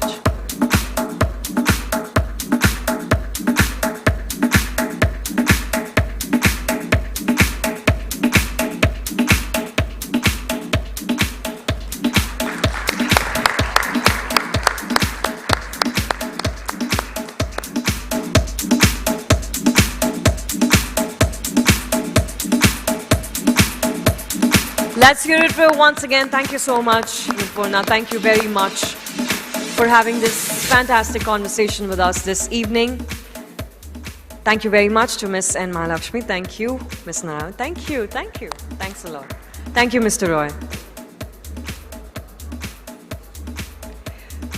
Well, ladies and gentlemen, this beautiful evening has come to an end, and I don't think it could have been brighter and more enriching. Thank you so much to all the empowered women. Can we have one final round of applause as we close this grand evening? I'd like to also thank our sponsors and partners for their support, awardees, speakers, and the team of Outlook Business. And a huge, big thank you to our amazing audience, the first row especially. Thank you very much. Thank you so much. I'm going to request all our Outlook Business Women of Worth awardees of 2019 to please join us quickly on stage. We'd like to take a nice group photograph to capture the moment. And I'm also going to request Ms. N. Mahalakshmi to please join us for this picture. Paging for all the Outlook Women of Worth awardees of 2019.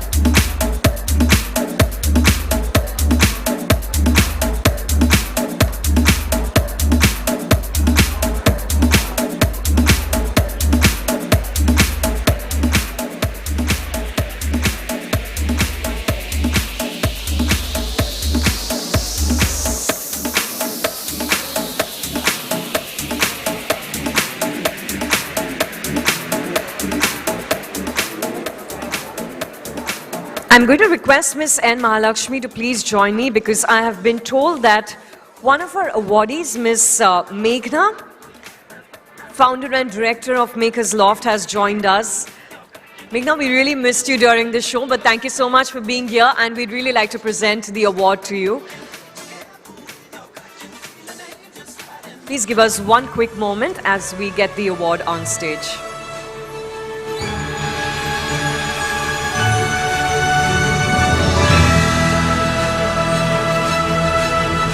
Okay, and everyone in the room, can we please have a round of applause for Miss Meghna, founder and director of Maker's Loft, who is also our Outlook Women of Worth 2019. Thank you very much.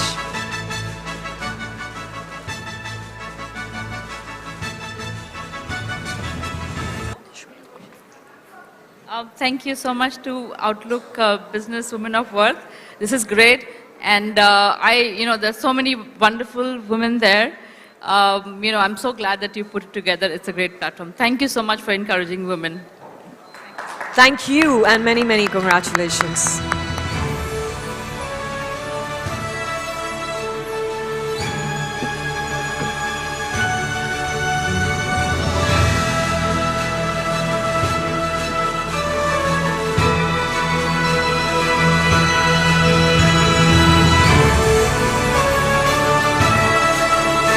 All right, once again, thank you very much. I'm Xenia Fernandez signing out, ladies and gentlemen. Do stay tuned to wow.outlookbusiness.com for more inspiring WoW stories. Thank you and have a great night.